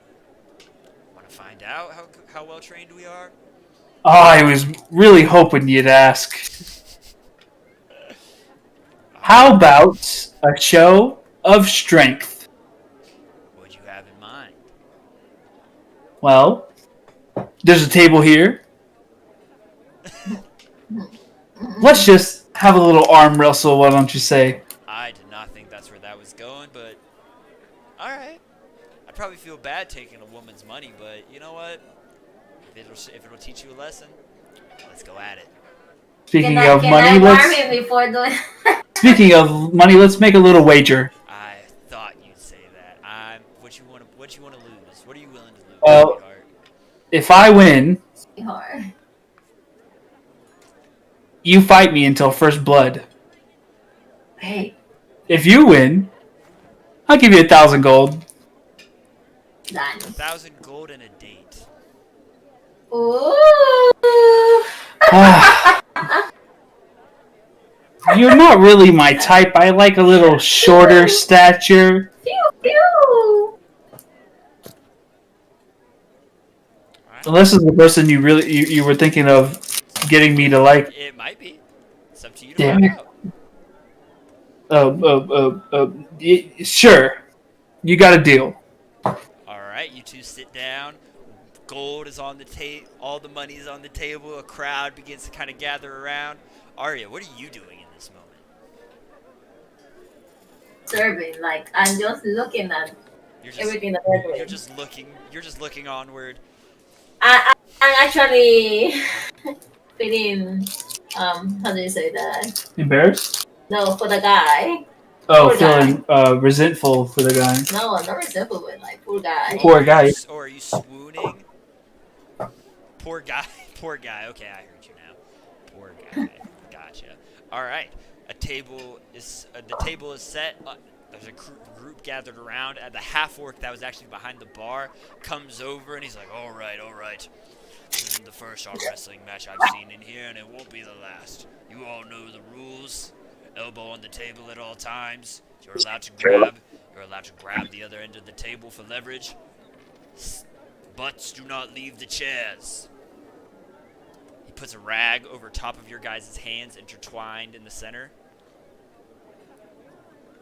You nervous, sweetheart? It's okay. I'll hold back if you want me to.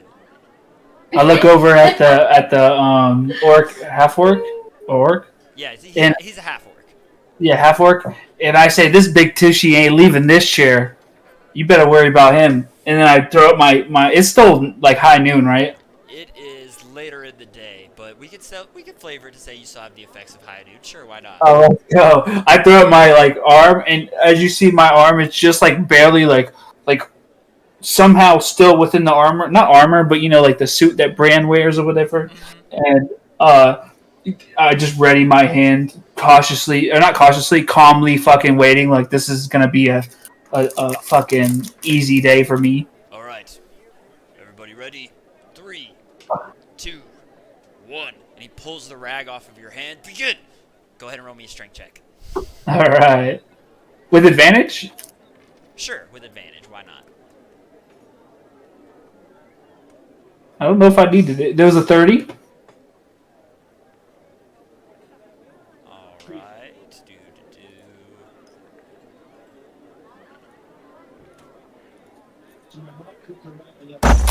He only has a +4. Roll a natural 20 for that's a 30. So you can tell that he is trying.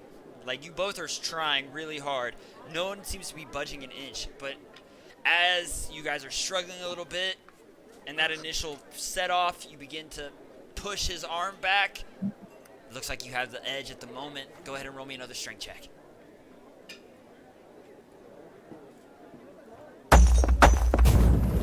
That's a 34. Okay, you rolled a 19 on that one. You begin to just push him down more and more. And then you hear the crowd just going, you hear like the crowd's just beginning to murmur. So a lot of them are cheering, but you can feel the tension in the room rising as it's getting more intense. Roll me one last strength check. Potentially this is the last one we'll see. 25. 18, okay. As you begin to push him back a little bit, you can see there's sweat coming down from his face. He's tensing really hard. He's kind of like biting one of his lips, just trying to focus really hard. And he's able to stop you from pushing him. Boom! Then you slam his arm into the ground. People start cheering. He's pissed. He slams his stein off the table to the ground. He hangs his head in disappointment. And then the bartender grabs your arm, lifts it up. Winner! And then everybody in the bar starts cheering and going crazy. Can I buy a round for the entire bar You and then absolutely can. say, let's continue this party outside?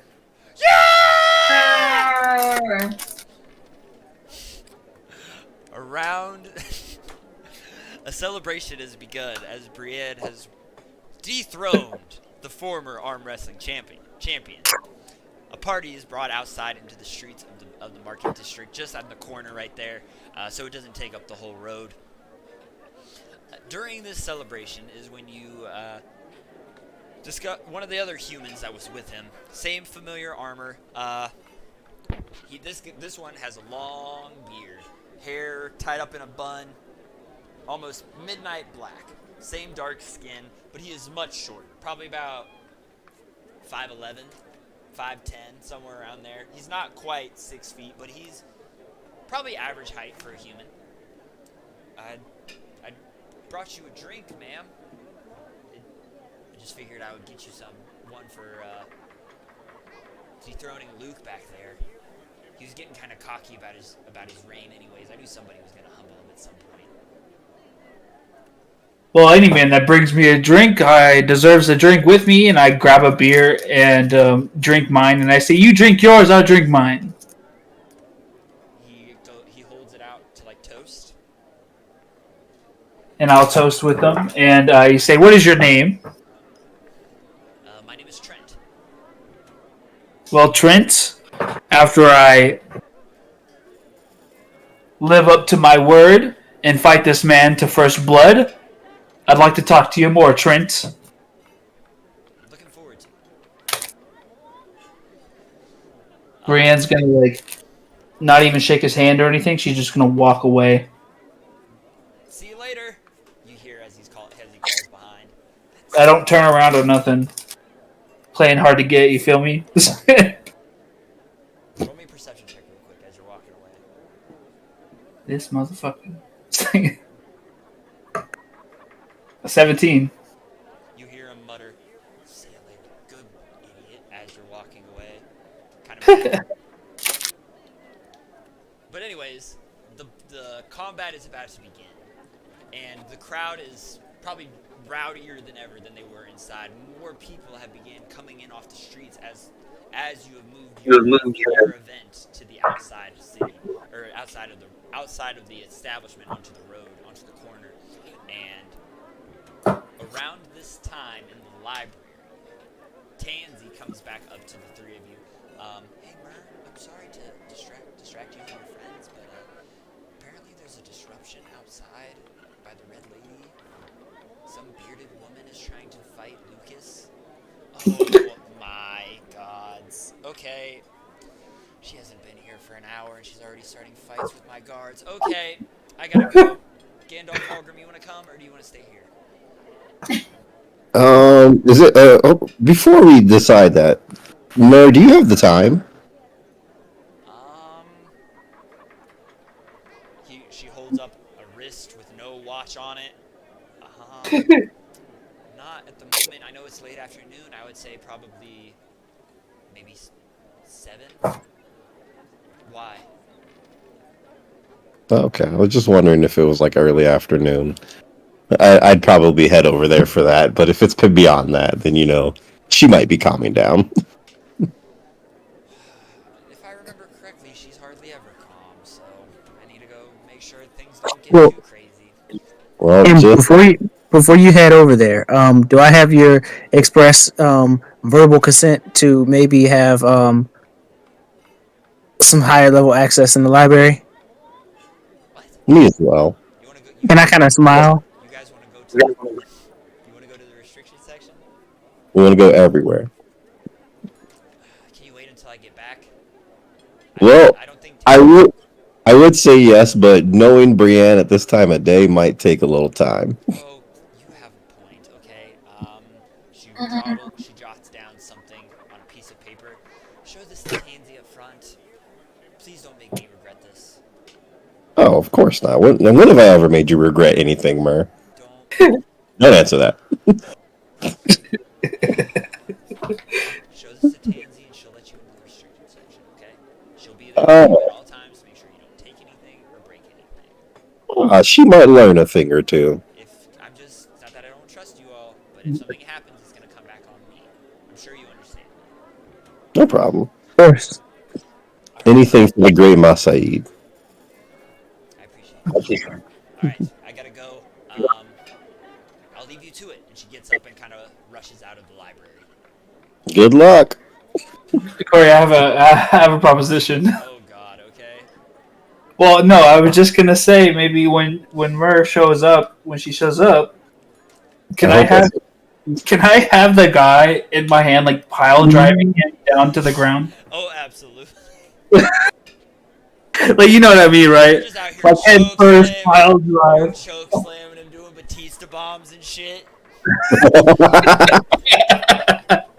And the whole crowd just fucking screaming like, Oh yeah, they're going crazy. You literally have him like very similarly to like ropes in WWE. He's on the ropes, kind of like the ropes are people in the crowd. He has his arms around 2 dudes and like, get off of me, and they push him off and you just clothesline him, and you're just like, yeah, oh yeah, just hyping up the crowd and everything, and you just see the ways part, and a lone Earth Genasi walking down the road.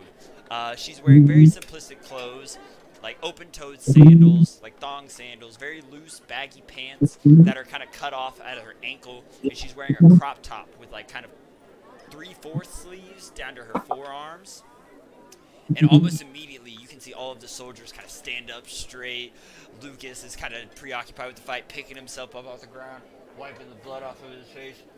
Come on, you bearded bitch! I can do this all day. And then behind him, he just hears ahem, and he just looks slowly, straightens up. Mao Said, I didn't realize you were coming. Don't worry about us. Just a little reckless fun is all. And she's like, you realize your nose is broken, right? And he's like,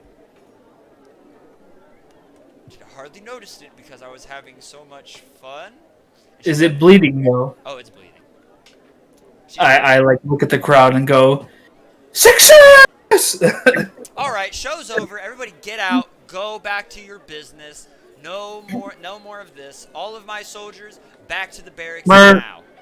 I don't remember you being such a party pooper. She just kind of looks at you sternly.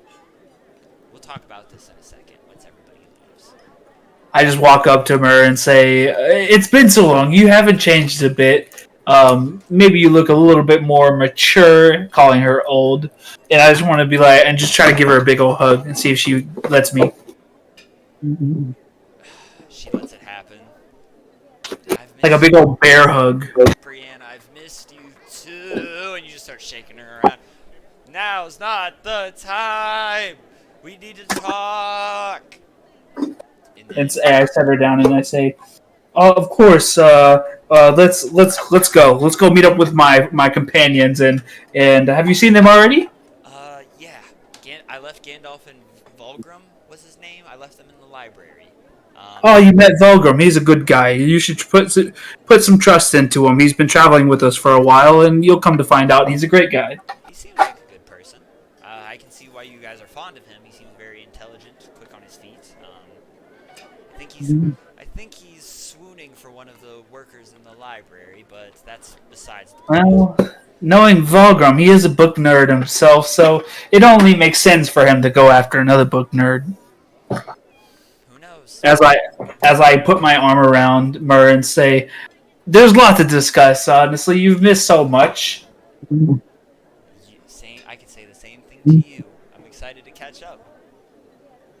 And you guys make your way back to the library with your arms kind of over each other's shoulders. Arya walking on either to the other side. Oh, I'm sorry. I haven't met you before. My name's Mur.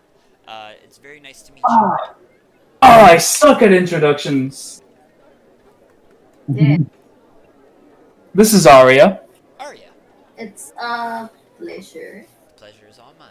Any friend of Brienne's is a friend of mine. Wow. We found Arya when she was just a young girl. She's been traveling with us for some time, and she was a little sneaky at first. Tried to steal from us, but she's come a long way, you know. Oh, there you go. Sorry to bring up the bad times, Arya. I mean, I know what you're talking about. if anything, time is just proof that people can turn over a new leaf and learn new skills and forget their old lives. Sounds like I was a terrible person. You weren't a terrible person, Arya. You made it sound like that, man. Just because you made bad choices doesn't mean you're a bad person. It's what you do Mur after understands those that, choices. you see? Yeah. Oh, whoa. No, but seriously, don't do that shit.